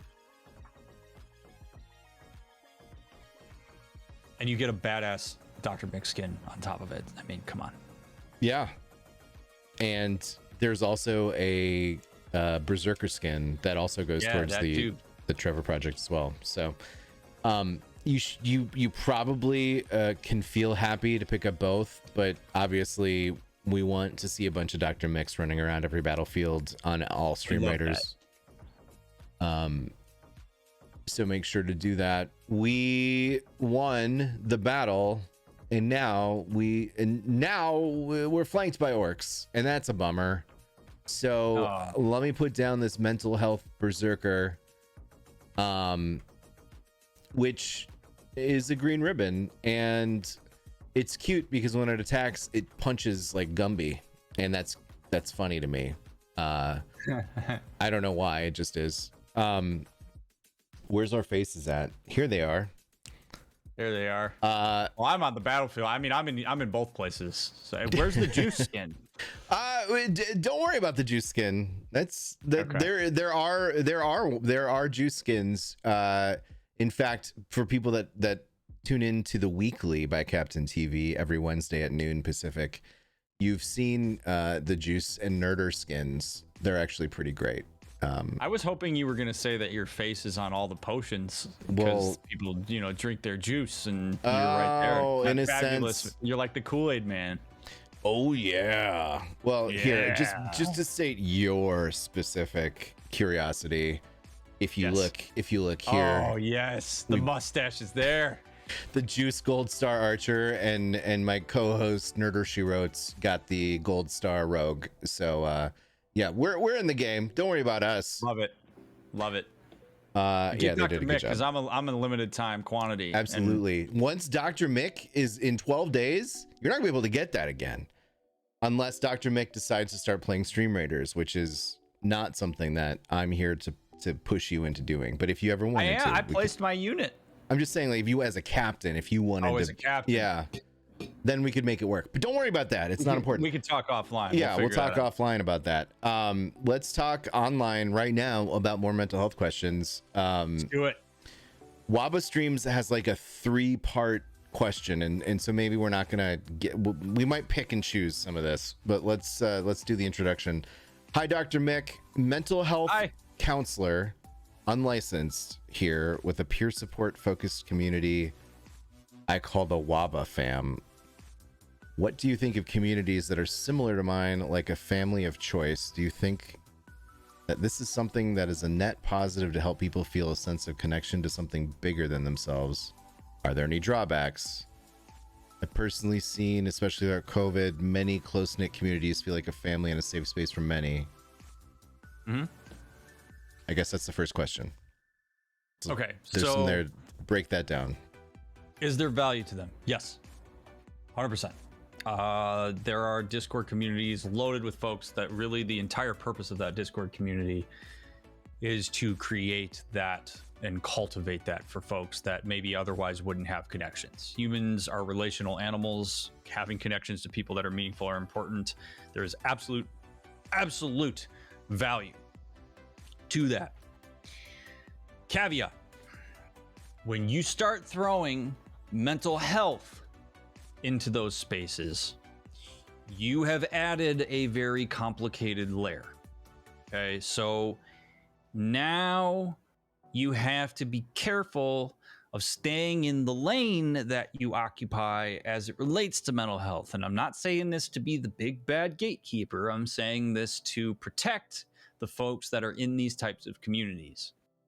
If you are a community like mine that is run by me, a mental health professional, then you have to be sure that you are adhering to your code of ethics and that you're doing this as responsibly as possible. And by as possible, I mean it has to be airtight. There should be absolutely no leaks in the ethics and the responsibility of what it is that you're doing. In that case, then all things stop with me. I know what the ethics are. I know what kind of resources to advocate for and provide for. You have to be mindful of what you passively advocate by allowing it to be discussed in your community. And there's a lot of stuff that goes along with that because I'm a therapist, whether I'm on the clock or not. And I have to be aware of that at all times. If you are a mental health advocate and you create a community that's built around advocacy and you, the leader, are an advocate but are not a professional, then you need to be very mindful that if you're not careful, you can appear to be a professional, which you are not. And if people will inherently take your word in the same way that they may a professional. So it's your responsibility to connect people with professionals and to make sure that there are resources available and that you are very clear that you are not a professional. You are simply a bridge to professionals, and don't even try to wear the hat. If you are a person that creates a community because you want people to have a shared experience, and you yourself maybe struggle with something like depression or ADHD or something like that, it should be very clear that you're only speaking to your personal experience, and you should have resources that are available, and you should connect with people that you trust to give you good information, like Dr. Mick. If you want to create a community just for people to be a community, and you don't need it to be mental health focused, you just want people to feel like they belong, then just make it that. You don't have to throw mental health in there. You can have boundaries without being a mental health server. You can say, hey, this is a little beyond the scope here. Go check out my friend Dr. Mick's Discord. I'm not trying to poach people's viewers. I'm trying to be a resource for people. I literally do this because I know what I'm doing in the mental health sphere. And so if you need to send people to a place that knows how to handle that stuff, I'm your guy. And I do always appreciate when people pop up in chat and say, hey, I came from such and such's community. They pointed you in my direction because I need help with X thing. That's what I'm here for. So that was a long way of answering it. But really, at the end of the day, it's important. Those communities are important. I am not against them. I just think if you're going to put a mental health spin on it, you have got to stay in your lane, because you can harm people if you don't. Yes. Scott Cat remembers is referencing something that I say, which is in my channel. People will come in occasionally and maybe unload, or it's the wrong word, express some topics that are well beyond my capability to deal with, my boundaries, about suicide, or just topics that I'm not equipped for, because I'm out here in Valheim trying to punch a deer, and you're talking about suicide, and it's like, I care about you as a human being, but how I can't possibly begin to help you. Like, it just, so please go talk to Dr. Mick. Hopefully he's streaming right now for you, or seek, professional services. If you're going to harm yourself, call 911, that sort of thing. And I think probably, if not all streamers, most should be in the same boat that I am. We are just people, yes, not professionals. I care about you as a human being, but man, coming to me with that stuff is not going to help you, and it's not going to help me. It's not helping anybody. You need to seek the right resources, right, for those kind of problems. If you brand yourself as mental health focused, that is going to happen. The scenario that Juice is talking about is going to happen. So you need to do it the right way. If you don't want that kind of engagement in your channel, do not brand yourself as a mental health streamer or somebody who is willing to talk about mental health. You are okay with setting boundaries. You create confusion if you're a mental health streamer, and then you tell people, don't talk to me about that stuff. You're inviting it when you put that into your branding. If you are not that, and you don't brand yourself that way, and people come in like what Juice is saying, then you defer people out to trusted resources, and you can set whatever boundaries you need to. But I also think that, there's this kind of weird vibe that people should never talk about their issues in a Twitch chat, and they should be constantly monitoring what's okay and what's not. And while I do agree with that, I also think if you're going to be a public facing figure, and you're going to be somebody who's cultivating relationships with a chat, people are, by virtue of the parasocial relationship, are probably going to feel more open to you, because there's a sense of consent by you sitting there and having them in your chat. That if people share something about themselves, I really don't believe that streamers should be a dick about it. I really think that streamers should just gently say, hey, I appreciate that. This is not the space for that, and I want to direct you to a place that is the space for that, and I ask that you please not continue talking about it. There's no harm in doing that. There are some streamers that get real shitty with people real fast, and they use the awful term that I hate called trauma dumping, and they'll be like, don't do that here. I can't believe you would do that. That's triggering. If you're going to be in a public facing sphere like that, these things are going to happen. Know what resources are available and direct them elsewhere. Be prepared. Be prepared for that. I mean, it's going to happen because you're cultivating relationships. I hate the automatic shutdown on that with people. And it's hard. I am prepared, and whenever it happens, it's still really difficult for me. Because on one hand, it's important to me that that person is treated with respect and dignity. And it feels like saying no is not treating them with respect and dignity for some reason, right? Like it like, I want to help you. I want to be helpful to you, but I can't. This isn't the place. I'm trying to punch a deer. It's totally the wrong vibe. It makes me feel bad that I'm like shutting you down.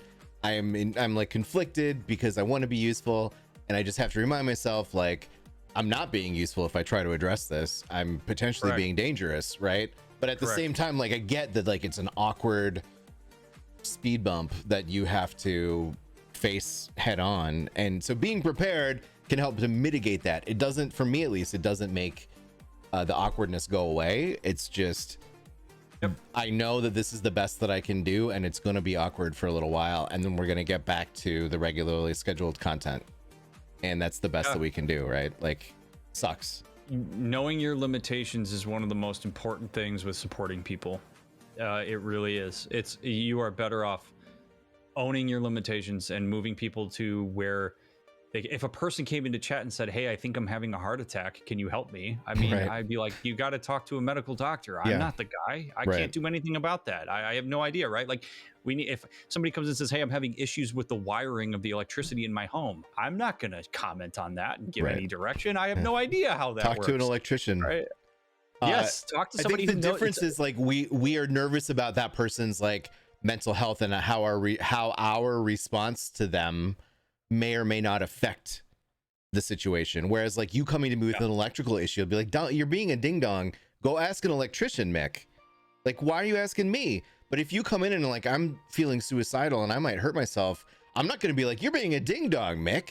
You know what I mean? Like, why are you asking me? No, but and this might be a little bit hard for people to hear, but and I have a video that goes into more depth on this on my YouTube channel that I encourage people to watch if you're interested more in this perspective. But there is this thing that happens with mental health because of the human connection aspect of that when somebody comes into your chat, where people will assume that their response is responsible for whatever happens after the response.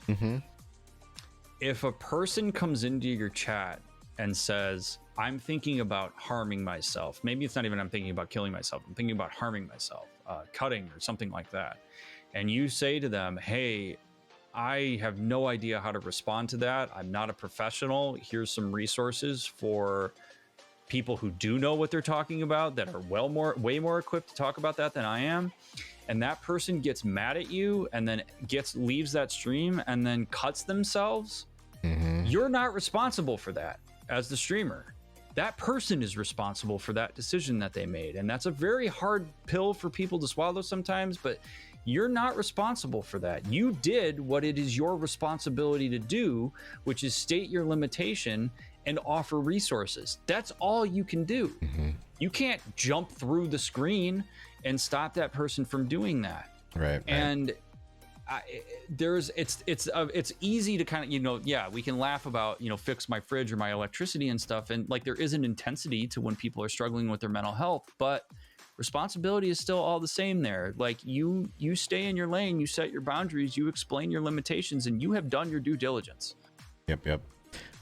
River pointed out that one of the anonymous questions that pertains to this conversation in particular is, I see many streamers put the tag mental health when they stream. How do you, Dr. Mick, feel about that? Is it okay to use that tag if you're not a professional? What is the purpose of that tag, I guess, is the first question. So I don't even pretend to try to guess what Twitch's meaning behind things that they do at this point. I don't even try. My interpretation of why that is there is that if you put that label there, you are inviting people to discuss their mental health and wellness or issues. Okay. If it was for only mental health professionals, the tag would need to say mental health professional, which I would not be opposed to. I actually think that that's a very important distinction, because there can be, if I use the tag mental health and a non-professional uses the tag mental health, if you're a lay person that doesn't understand, you may think that a person that's using that who isn't credentialed has the same level of credential that I do, and that is not true. So I'd be all for a mental health professional tag that got vetted by Twitch. Lord knows if they would do that, but that got vetted by them. Okay. Yeah. So if you're going to use the mental health tag, I'm not opposed to people putting that there if you're open to conversations about it. But this is what comes back to stay in your damn lane. Yeah. It is really alluring to try to jump in and go, well, maybe this time I'll give this person advice. What could it hurt? You know, or maybe, you know, if you're an advocate, like, well, you know, I've talked to enough professionals and read enough materials that I could give you an answer here instead of directing you to a professional. You are on a real slippery slope if you do that shit. But if you put mental health as a tag on your stream and then you shut down conversations about mental health and you don't direct people to proper resources, then you should not have that tag. Don't do it. Because you're wasting people's time and you're creating a dissonant experience for your viewers. Yeah. I've never really thought about the mental health tag in particular. I get when people have like ADHD or OCD or something, and it's basically saying, I am a streamer who has I hate this, those, by the way, or is diagnosed. You could talk about why you hate those. But I understand what the purpose is, I guess, or like what the thought is behind it. With mental health, I don't know if that's meant to be like a catch-all, or if it's meant to be, like you're saying, like maybe just a space where people can feel free to talk about it. I think, well, I don't know, but that's the thing, right? Why does Twitch do it? It's like the LGBTQIA plus tag, right? Like there was the whole thing of like, okay, well, is that to indicate my own identity? Is that to indicate that I'm open to talking to folks about their gender identity? Does that mean I'm an ally? Which the whole self-label of ally is a ridiculous notion in and of itself. But like it's weird, right? Because people don't fully understand the tags. I won't soapbox on why I don't like the diagnosis tags, other than to say that like literally anybody who's watching this right now, just be mindful of the mental health stuff you're consuming on social media. There's a lot of really bad info out there. There's a lot of glamorization of mental illness and talking about it as if it's quirky, as if it's fun, as if it's something that should be celebrated and all these sorts of things. And you want to be really careful with that kind of thing. And I don't really understand. I don't know what benefit there is to having diagnosis tags. I just don't. Fair. Zoiku asks, and then I'm gonna step up. I'm gonna stand up because we're having a thunderstorm and I gotta close the window, or I'm afraid you're gonna hear some noise in the background. But Dr. Mick, could you discuss the distinctions and contradictions between unhealthy parasocial relationships and being a part of, as a viewer, or creating as a streamer, genuine online communities in the context of ways to clarify those interactions and boundaries, such that everyone can have a better understanding of what they are actually participating in and experiencing? I would need an entire seminar to be able to answer all of that. Well, you've got 10 seconds while I go shut this window. I mean, it's an important question, but it's also a very complicated one. What I would say is, I think it's very important to understand that parasocial relationships are relationships. They're just different. They come along with different rules, different boundaries, different expectations, and they are a lot more one-sided. This is where I think it is profoundly important for streamers and public-facing figures to assert their boundaries clearly, to talk about their expectations, to name that it's a parasocial relationship, and to be mindful of the ways in which they engage with people. As people in my community will tell you, I do talk about myself. I do share things that are going on in my life, but I am also a pretty private person. I don't go into significant depth on a lot of the things that are happening in my own life, and that's a choice. I don't believe that my viewers are entitled to that. I believe that you're You're entitled to whatever I'm willing to talk about as it relates to my personal life. And I'm pretty clear about that. And I set boundaries about that. When people ask questions I'm not willing to answer, I'll say I'm not willing to answer that. If people DM me to a point that it is uncomfortable for me because they're assuming that we have more of a real relationship than we do, I will say that. I will say, hey, I appreciate the DMs, but we got to keep this to community related issues only. I'm not, I appreciate that you want to connect with me, but I do not consider us to be friends. We have a relationship as streamer and viewer. So it's about boundaries, and it's about boundaries first and foremost set from streamer to community. I do also believe that people in communities and viewers are responsible for paying attention to those rules and boundaries, and generally understanding that just because you have access to a person and can talk to them in chat, because you can see my office right now, that does not mean that we have a personal relationship. I have very few personal relationships that I share everything to, and I keep those very close. Showing my office to people is not one of them. Giving a tour of my apartment? No, I'm not going to do that. Am I going to take my webcam and show people what my bedroom looks like? No. Am I going to do it? No, I'm not going to do that stuff. It is on me to set those boundaries, and nobody's entitled to anything beyond that. And I think that that's really what it comes down to. It comes down to rules, boundaries, openness. And if you're a streamer, you have to have some of the intestinal fortitude and distress tolerance to have these difficult conversations with people.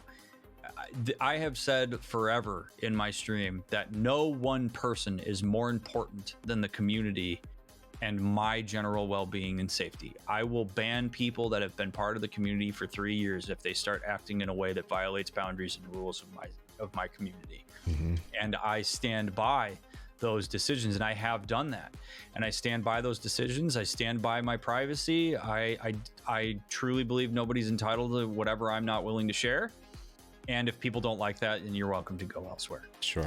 So I just think that navigating parasocial relationships is complicated, and it requires both the streamer and the viewer in tandem to be mindful of what that means for them. But it is ultimately on the streamer, as the person who is the public facing, hits the go live button, to be the one that is more clear about their boundaries and to be unapologetic about them.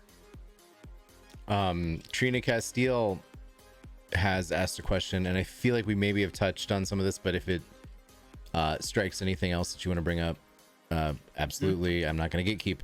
As a streamer who's big on mental health topics, not a professional, what are things I should avoid doing or saying? Or do you have any advice on how to advocate for chat's mental health in a way that's healthy for everyone? What's something you see some mental health streams do that you as a professional wish they wouldn't? Oh man. Okay. These are great questions this time around. They've always been good questions, but these are like really good. Okay, so I will reiterate a little bit of what I said earlier, which is that if you are not a professional, then that means you have either fallen into the category of advocate or talk about my own experience and kind of cultivate some community around that. If you are in the advocate category, if you want to call yourself a mental health advocate, you damn well better have people that you know you can connect your viewers to, in lieu of you giving specific advice yourself. You can speak to your own personal experience on things, but if somebody comes in and says something like, hey, I've been really struggling with depression. It's been going on for a long time. I'm diagnosed with depression. I've noticed that I've lost interest in a lot of things. And, I trust you because you're a mental health advocate, and that must mean that you know more about mental health than a general layperson. What do you think I should do? How do you think I should handle this? That is a real decision point for advocates, because there can be an allure to answering that question, because it satiates in some ways kind of your ego and your sense of ability to help, of like, I could help this person. Right. The best way as an advocate to help that person is to say, here are the resources available to you to answer that question. I can only speak to my subjective experience, and I know more about what's available to you than I am able to answer that question. And I stand by that a lot. I have seen over the years advocates that blur that line, that will answer questions that they should not answer, that present to folks this idea that they are more than a layperson, because the reality is, if you're a mental health advocate, you're a layperson.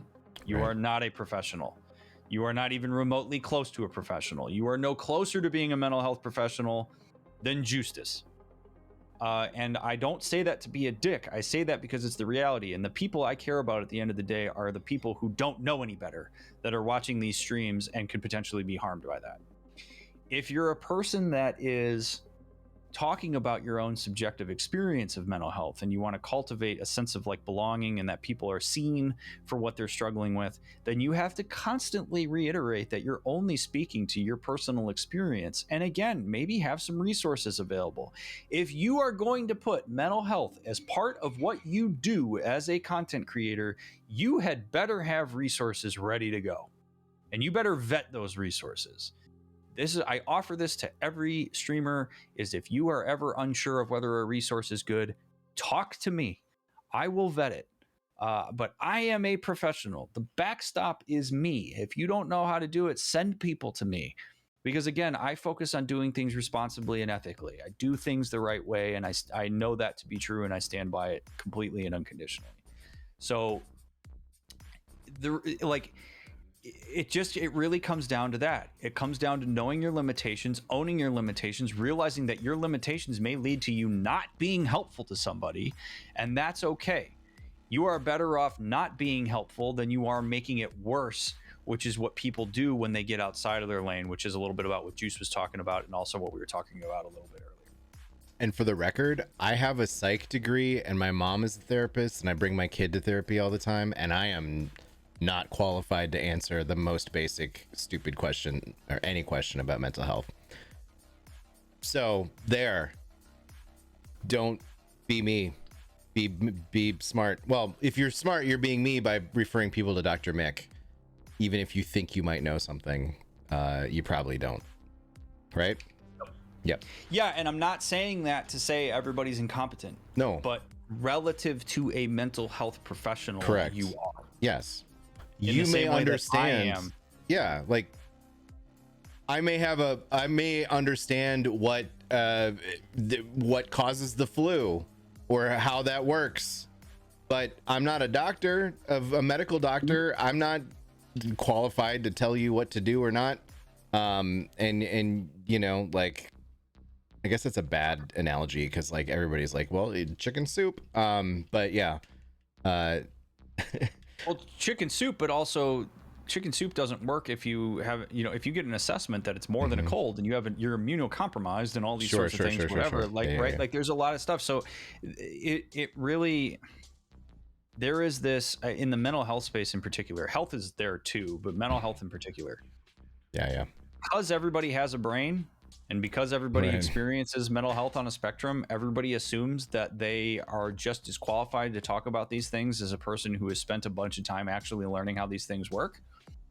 And that, again, is like me saying, well, I have lights in my house, I must know how to talk about electricity, right? Like, it's okay to, like I said at the very beginning, the more you know, the more you realize you don't know. It's okay to acknowledge your limitations. In fact, you are a better person if you acknowledge your limitations and know those limits than you are if you try to overdo it and be a hero, because the chances are you're probably going to harm. I think some people think it's fun to talk about that, like they're in a position, like they know, right? Like it's a fun thought exercise for them, or like you said, it's an ego thing that somebody's coming to me for advice, so that feels good. I'm gonna give them this advice, because I can understand that, right? Like, but I also understand that it's like completely irresponsible for me to like indulge myself in that.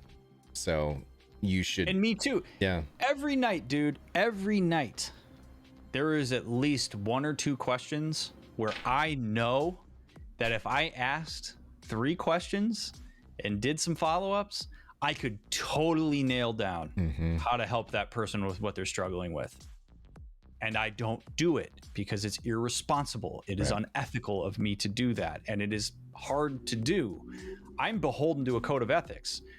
People who aren't professionals are not, but you have to exercise the same level of restraint that you're talking about. Yeah. Well, Trina, I hope that answers the questions. I think something we're in chat talking about sort of like being edgy or glamorizing things. One thing that's bothered me forever is, well, that's my OCD. I gotta have that tile be pink because that's my OCD. Oh, why you got to do this to me, Juice? And as a parent of a child with OCD, I'm like, you shut your damn face right now. It drives me up the heckin' wall. So knock it off. Everybody, just knock it off. Unless you actually are diagnosed with OCD. And then you probably are making light. You are not bragging about it. No, you're not. You're like, I have this debilitating thing that ruins my life on a day-to-day basis, and I struggle with constantly. Like, and I wish nobody knew about it. Correct. Yep. Yeah. It drives me up the wall, bud. And it's not just OCD. I mean, there's a lot of stuff that, you know, the ADHDs and the dissociative.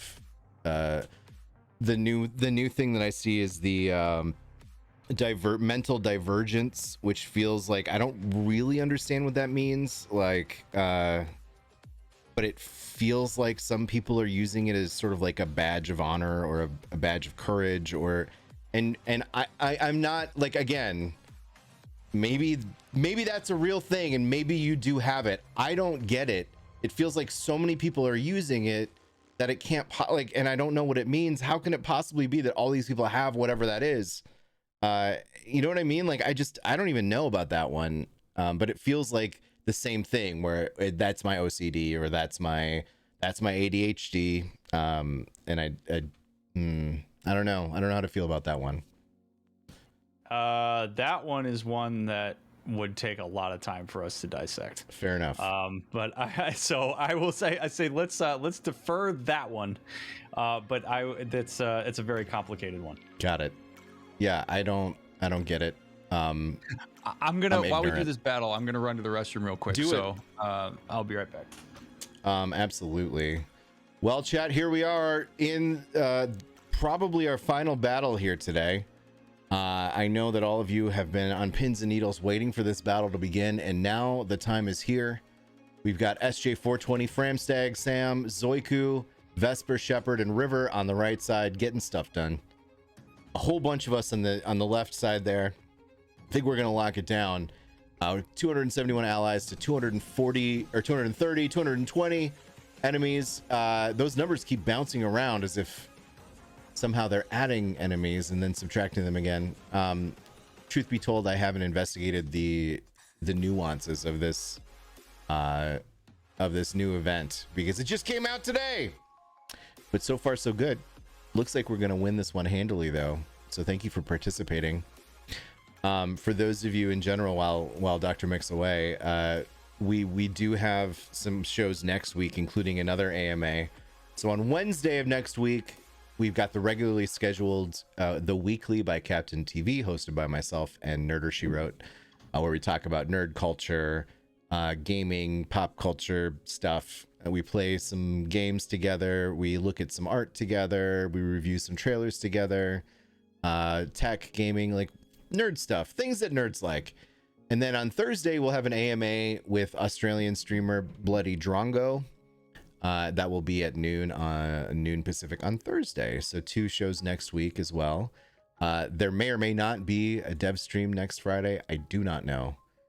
But stay tuned. If there is one, it will be announced shortly. Or maybe it has been and I just don't know.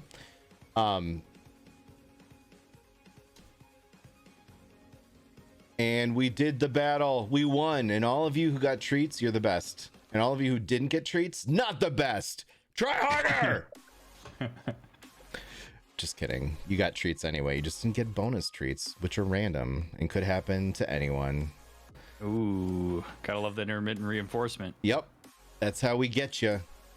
Oh my God. Can we talk about real quick how my 9-year-old racked up $400 worth of gotcha charges on my iPad credit card. Yeah, you laugh. You're Laugh not it up, bud. you're not a millennial parent until you've dealt with that. Yeah. So the aforementioned OCD kid playing gotcha games Yep. on iPad, and the allure of those predatory loot chests basically inspiring him to figure out how to circumvent the iPad password and adding his own fingerprint in to the settings in order to circumvent everything, and then spend a bunch of money, and then on Apple's part refusing to refund it. And I'd like to point out that, at least for me, when something gets purchased on the iPad, I don't get a receipt for it until like 2 to 3 days later, and I have no idea why it's not immediate like every other purchase, because I could have probably caught it in time if it worked that way. F is for Apple. Yeah. Anyway, the good news is that I have taken the opportunity and the time to beef up the prevention by setting up different family account things that I didn't know existed before now. So yeah, smart kid. Ooh. Real proud of his ingenuity. Really not happy There with is the a theft brilliance part. to it. Yeah, no. It just costs you money. Yeah. Well, I mean, it's my fault, right? I'm a parent. It's my responsibility to know what he's doing in these games. It's my responsibility to monitor what he's doing. I understand that. I accept responsibility. But Very frustrating. It's frustrating There nevertheless. are consequences to actions. Yes, There indeed. are, and he struggles to understand that. So yeah, we're working through that right now. Yes. So if you have kids and they play on your iPad, make sure you protect yourself wisely. Yep. Yeah. Yep. But yeah, it's fine. Air gap iPads only. It's rough, dude. And honestly, like these games, it's like cookie run kingdom. The views of Juice's TV do not reflect those of Captain TV at this exact moment. Or Dr. Mick. Or No Dr. Mick. endorsement. The game is like Candyland. I mean, it's for kids, and it's entirely based on loot crates Absolutely. and gotcha and spending and buying. And it's like, of course kids are gonna do this, or of course they're gonna have this behavior. You know it, they know it, the developers know it, Apple knows it, and everybody's like, well, better boundaries, bro. yeah. Yep. Drive me Yep. nuts, man. Yep.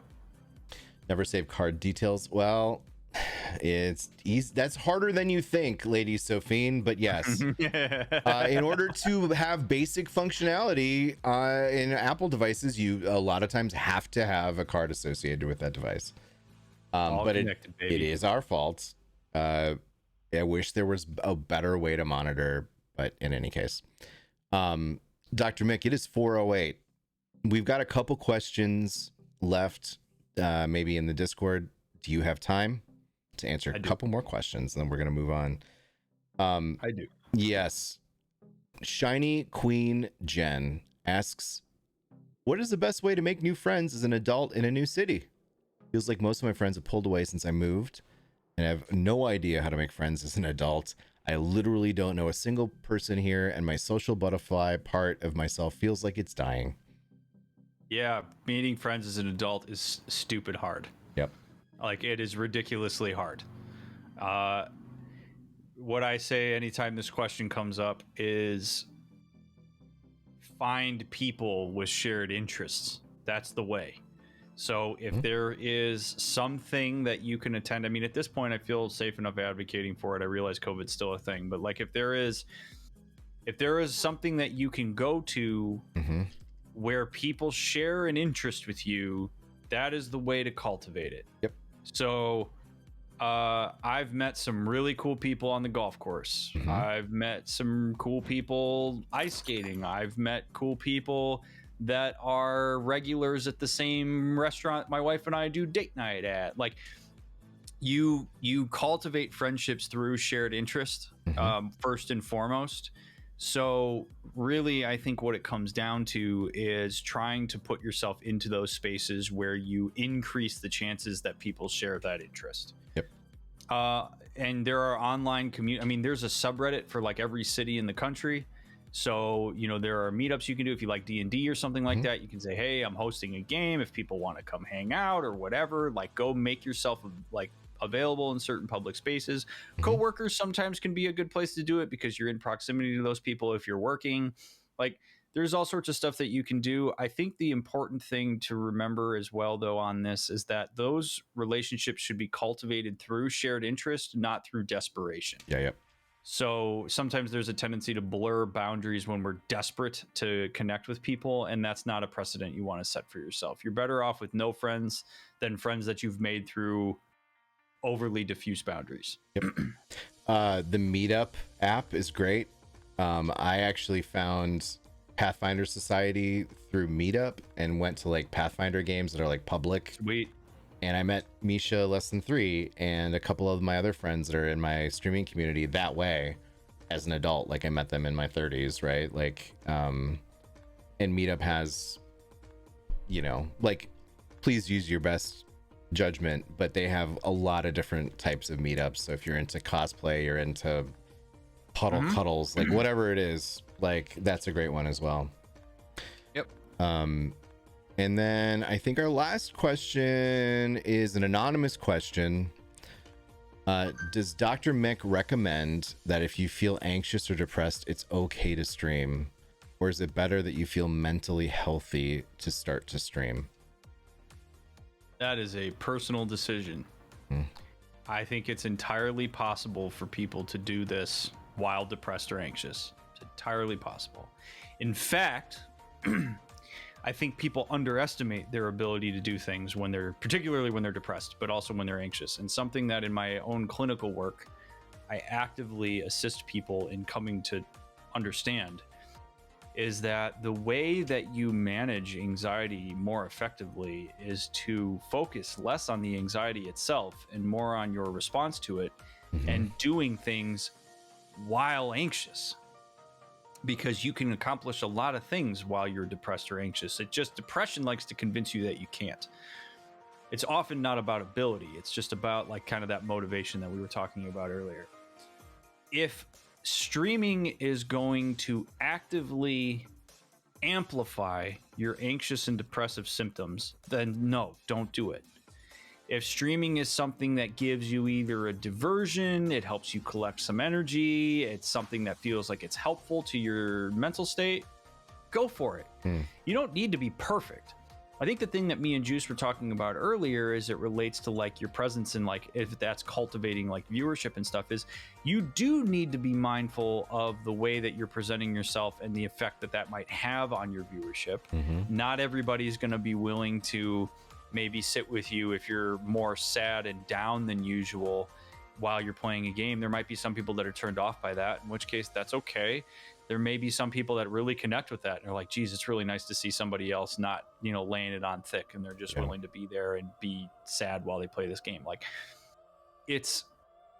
but ultimately that's a decision that you have to make, and is not a decision that other people should be making for you. You can certainly ask for feedback, you know, hey, if you got a friend, you'd be like, hey, can you watch a chunk of this VOD? I was feeling extra depressed before I went live, and I pushed through and I did it anyway. And I want to get your feedback on whether I looked like it was really detrimental to my content. And if that person looks and goes, no, I mean, I know that you were depressed because you're my friend, but no, it seems like you did fine content wise, then cool. That can actually in some ways be energizing for people. But you should always be monitoring if the things that you're engaging in make it worse or better. I do not generally advocate for avoidance as a proactive measure. So you should only really like avoid streaming if you're depressed, if you've learned that streaming while depressed makes it worse. There's a lot of people that will try to avoid at the outset because they think that it might make it worse, and that actually passively perpetuates the notion that you can't stream while depressed, even though you don't know that to be true. Sure. So that's something to keep in mind. That's an important differentiation to make for sure. Right? Mm-hmm. That's a big one. So how do you check in with yourself? Just like, sometimes I think when people are when dealing with depression, it's difficult to know exactly how you feel because you're just depressed. Are there signs? Like, how would you advise that person to like take account or take stock after streaming while they're in a depression? What do you and your environment look like is a big one. Depression tends to manifest itself where people either stop eating or they eat poorly. They don't engage in hygiene. Their room might be a bit more messy than what they would generally like it to be. Your environment is often a really good indicator of where your mental health is. Okay. Which is consequently why we usually say to people who are depressed that live in really chaotic and messy environments that one of the things that you can really do to help yourself is to clean up your environment. People underestimate that. But I also think checking in with yourself is a skill that is not well taught to people generally. And again, I'm going to always advocate for this, but this is where if you're having a hard time getting a sense of what your general baseline emotional experience is in a given moment, that's something a therapist can absolutely help you connect with and develop some language for. But ask yourself after you stream, am I tired because it just took energy for me to stream, which it does? Mm-hmm. Or am I more depressed because of the stream? Like, am I less likely to take a shower, to eat healthy, to clean my room because I streamed and I walked out of here feeling worse than I did when I went in? Not only should you check with yourself after, you should check with yourself before. You should check with yourself during. You could run an ad break for 30 seconds or 60 seconds and just do a quick check-in and be like, how am I doing? Or you can get up to use the restroom, look in the mirror, kind of gather yourself, ask, am I doing okay? How does this feel for me right now? It's an active thing. But understanding, like, I think body scanning is very important. I can always tell that I'm frustrated or anxious because I rub my eyes. It's a perfectly, if you watch my Elden Ring streams, you see me rubbing my eyes all the time. That's a good indicator for me that I'm stressed out in some kind of way, in which case I'm going to check in with myself and ask, where is this coming from? And is this what I would deem to be an appropriate level for what I'm currently trying to do? Gotcha. But that's really how you do it. You have to get to know yourself. If you avoid your emotional experience, you'll never get to know your emotional experience and how you tend to respond to it. And ultimately, you've got to reauthor the autopilot on your responses to things if you're going to be more intentional about how you live your life as a streamer and outside of it. Neltoth made a joke, but it's actually a good question. He said, so maids are antidepressants. Is the act of cleaning what's important, or is it that you have a clean space? It's both. Okay, so I actually had a TikTok about this that I talked about recently from Cyberpunk. There is a difference between you actively engaging in cleaning up your environment versus having somebody do it for you. What can happen sometimes if you're depressed and your environment is all messy and gross, if you have somebody clean it up for you, it perpetuates the notion that you couldn't do it. That essentially you were depressed and just didn't have the ability to do it. And the truth is, if you're depressed, you absolutely have the ability to clean your room. Unless you are disabled, like physically disabled in some kind of way that prevents you from being able to clean your room actually. Depression does not stop people from cleaning their room. As much as depression wants to convince you that that's the case. So you may actually passively cultivate a sense that this thing can only be accomplished when other people do it for me, in which case you might have kind of a diminished return on cleaning your environment. It still may affect you for sure. Like being in a clean environment versus a messy one is going to generally cultivate a better sense of mental health, but it's relative. You actively participating in cleaning your space, not only is it good from a space standpoint, it's good from a standpoint of getting you behaviorally activated, getting your body moved around, getting you actively participating in your environment, which is something that is super important for people to do. Got it. So no, maids are. I mean, you could if the only way that you could actually make that metaphor work to say that maids are antidepressants, because antidepressants basically move people's baseline. An antidepressant has never cleaned somebody's room. And an antidepressant has never made somebody go to work. It's never done any of that.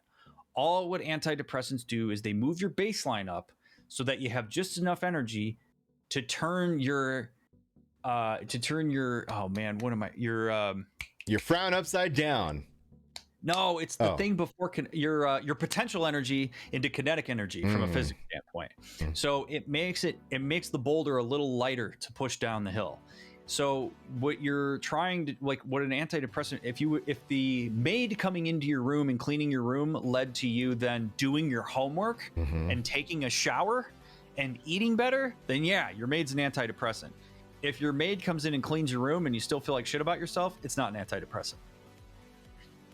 Check. I just thought it was interesting. It piqued my curiosity. Yeah. The medical turn your frown upside down. Yeah, that was a joke. You know, there used to be institutions in Europe back in like the 50s and 60s where people were depressed and they would literally strap like a post-it note to your mouth that was a smile and make people look in the mirror. Do you know that was a thing? Terrible. Did it work? No, absolutely not. Because that to me, that's terrifying. Yeah, it's very scary. But there is research that shows that if you do use the muscles to make yourself smile, it does affect your mood. Well, I have always been under the impression that there's truth behind the like fake it till you make it. There is psychology, right? Like, yes, there is. You want to be a happy person, pretend to be a happy person, act like a happy person, and eventually the things that cultivate happiness. Yes. Even when you don't want to do them, which comes to discipline, not motivation. Why is it that all of the solutions to my problems are hard? Like, I gotta be disciplined and do the things I don't want to do, or I gotta behave the way I don't want to behave. Can't you just make it easy for me, dude? Okay, so this is I have this conversation weekly, and I know you're kind of asking this tongue in cheek, but this is a really important question. And you do in some ways have to look at the physics of things. I love looking at mental health in terms of physics, which is a little weird, but like basically it takes more energy to move an object from potential to kinetic energy than it takes to continue kinetic energy. So the hardest part about establishing routines, taking care of your health, working out, eating better is the initial burst of energy that it takes to facilitate the change. When people can get into a routine and they do things regularly for a while, then it does get easier. Yeah. It's way easier to eat healthier if you push healthier food into your pantry, if you make a routine out of cooking for yourself instead of going to McDonald's. Like it's amazing what happens when people actually cultivate alternative routines for themselves and keep the kinetic energy going, which is why I say, even if things are going well for you, therapy can still be immensely helpful, because therapy can help you learn how to maintain the good things that you're doing so that you don't get lost and go back to a stopped state of potential energy. Sure. So momentum and discipline, though difficult up front, facilitates ease in the long term. And when you start seeing the long-term benefits of these things, it reinforces that it was a good idea to do in the first place. Most people are averse to the initial distress that comes along with facilitating a change and will avoid that and then be mad that they're not seeing benefits from what they would get if they were to push through it a little bit, which is why I'm such a huge advocate of discipline. Okay. Yeah, that makes sense. And it rings true. And it's still hard, but you're absolutely right. It's because it's new. It's hard because it's new. You're like a professional at this stuff. It's almost like I spent 9 years of school doing this and had been a therapist for 10 years, huh? Yeah, Well, we're it's lucky fun. to have you here for it. Habits are I hard. appreciate that you bring me along for these things. Yes, habits Yo, are very hard. Habits are hard, man. They're hard to make, and they're hard to break. Like bad habits, hard to break. Yep. Easier to make than break, but yes. They are. Humans love what they can anticipate. They love consistency. They love routine. As much as we talk about how exciting change is, even if change is for the better, humans are massively averse to it. Think about it as in terms of like if you get an offer for a job that's way better than the current one you have that you want, you will still experience anxiety because it comes along with unknowns. And there are people that will turn down opportunities because they're afraid of what kind of change that will be. There are people whose depression sinks so deep into their identity that the idea that they could feel better is so foreign that they don't even try to achieve it because they get anxious about what it would actually mean to have energy. Then what do I do? So humans do not like change. Yeah. We love our patterns. We love our routines. It is immensely difficult to turn them in different directions. All right, we have one more question in Discord, and then we got to stop. Dr. Mick is very right. very busy. Very busy. Yeah. And business. Anonymous question: how do you handle things like cleaning and discipline if you have physical exhaustion, for example, from fibro or long COVID? Okay, so when we start talking about physical disability, in part we are moving out of my realm of expertise, but I will say that it is deeply important to acknowledge legitimate limitations rather than constructed limitations. So at that point, what we're looking at is how do we create a system where what needs to be accomplished takes those limitations into account. So that's where we start talking about things like accommodations, seeking help from friends and family, which, by the way, never assume that you're burdensome until told otherwise. The amount of times people will not ask for help because they assume that people will perceive them as burdensome is honestly obnoxious. You should don't police other people's boundaries. If you need help, ask. But that is something where you do have to accept the parameters that you're working with, and you might have to be a bit creative in figuring out solutions to those problems. And sometimes that involves the assistance of others in the environment around you. Cool. Who should the people with the physical disabilities talk to? Like their GP? Do they have a specialist, medical General GPs? practitioner, specialist, physical and occupational therapists, things like that. The people who have kind of worked to diagnose the issue and know more about your medical history around that. I will also say that there is a mental aspect to chronic illness for sure. Like people with fibro, for example, there is a huge amount of depression amongst people with fibro because it's debilitating in like the worst of ways, and people doubt you and like all sorts of stuff. So there are therapists who work with folks who have chronic illness that can help you work through the mental anguish that can at times can come along with things like chronic pain and stuff like that. So limitations are very difficult. We do not live in a world that is very accommodating to people with disabilities. That can really wear on a person's mind. So getting some help in the form of a therapist to just kind of help keep your mental fortitude in a place that allows you to do what you can is a very important thing. Cool. Excellent. All right. Well, we're going to wrap stuff up here, Dr. Mick. Cool. Anybody listening, your opportunity to win a Dr. Mick head skin is now by typing Dr. Mick is rad, all one word. Love it. In the chat. We're going to give away 10 of them. You will receive them not right away after the stream, but within like a day. All right. So if you haven't heard from the Captain TV account, please message Justice TV, or not Justice TV, message CTV_juice.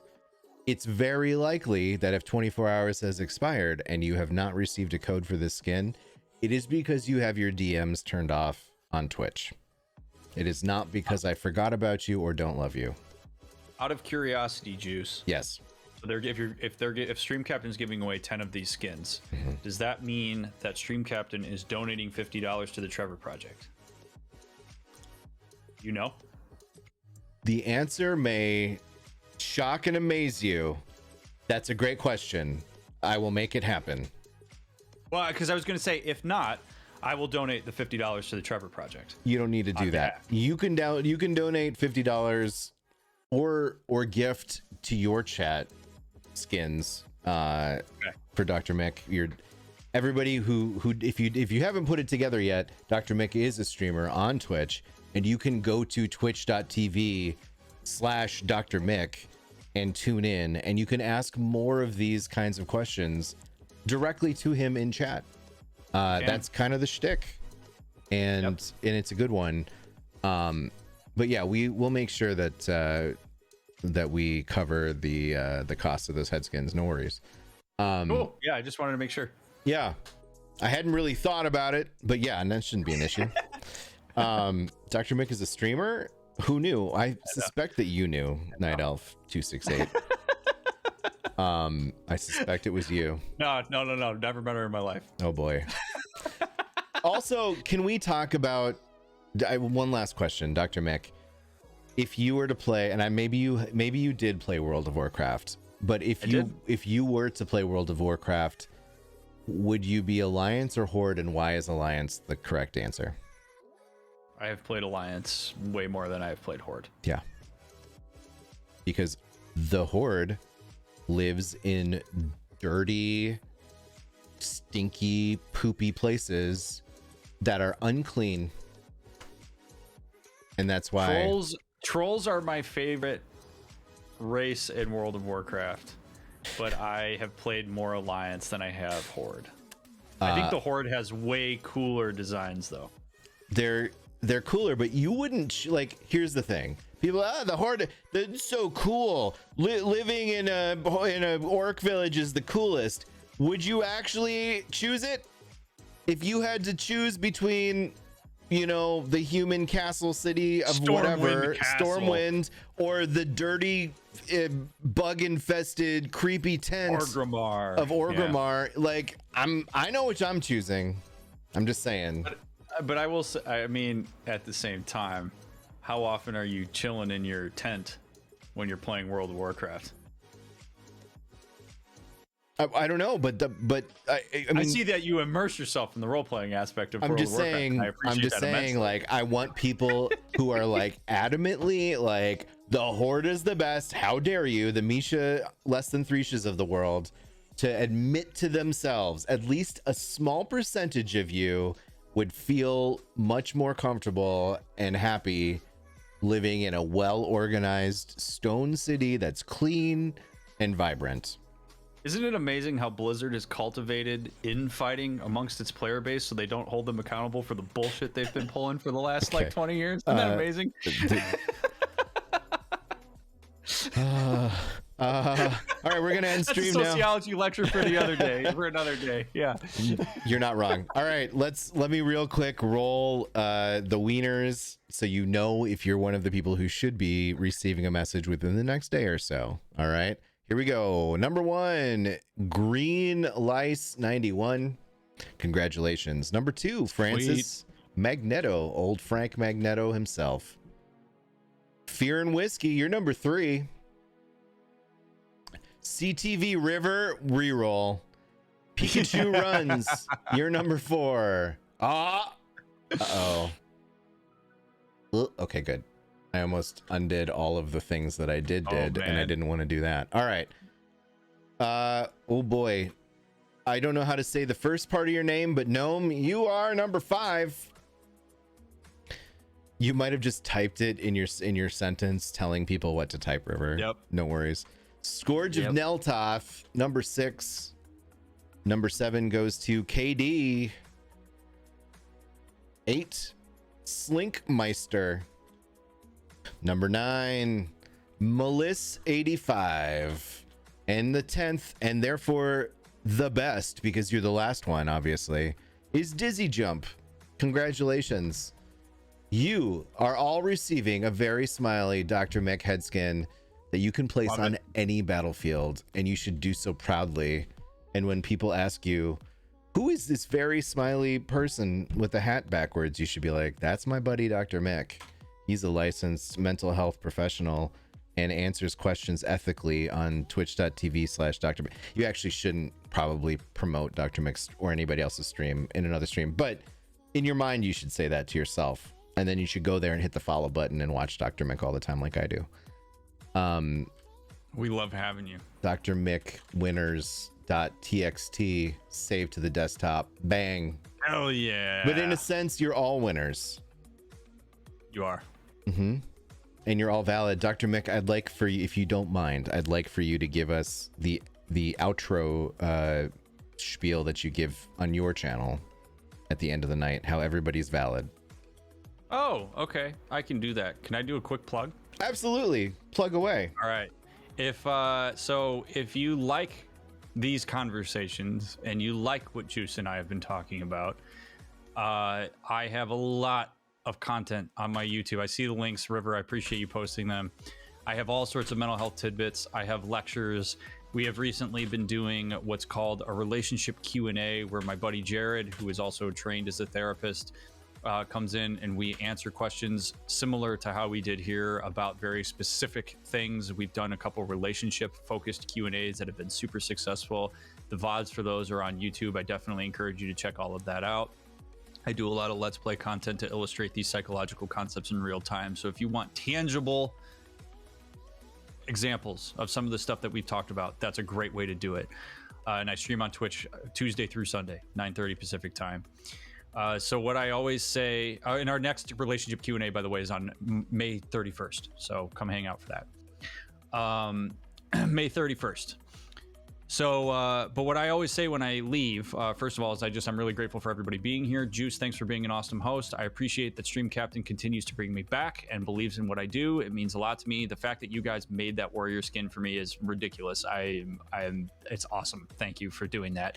But I always say this to everybody before I leave. I mean it for each and every person. And so I always encourage people to say it to themselves as I say it to them. It's that you matter, your experiences are valid, and don't let anybody ever tell you otherwise. And I always ask that you have a wonderful morning, afternoon, evening, or night, wherever you are. And that will catch you on the next one. My next stream is tonight at 9:30 p.m. So come hang out. Yeah, do it right now. We're going to raid. During the raid countdown, please copy the raid call that I just pasted. But also take the time to head over to twitch.tv/DrMick and hit the follow button so that you know when DrMick is streaming. So you can go and be awesome by hanging out there. We are going to raid someone whom I do not. Here's every time I get to direct one of these raids, I look for someone streaming in the Stream Raiders category who has the game up, and I prefer a face cam because when they get raided and they've got like just a smattering of viewers, and we bring like 100 people strong in there, they get excited and sometimes they cry, and those tears of joy fuel me. So let's go make someone cry. Let's with all of the hype. And so why don't we I make have a raid call Cry, damn it. No, cry for us now. Cry for me. We're gonna raid Goddess Space Cat. Yeah. And Goddess Space Cat also happens to be looks like they're raising money for St. Jude. So feel free to participate with that if you are so inclined. I need to recopy the raid call. Here it is. I don't really know if green hearts mean anything versus purple hearts versus red hearts, but I figured since mental health ribbon is green, we just roll with that. Roll with it. Do it. Yeah, let's do it. All right, DrMick, it's been a pleasure. Thank you so much for joining us. I will make sure to have you back again soon because it's the best. I look forward to it. And I will see you at stream tonight because I do be hanging out there all the time. Love it.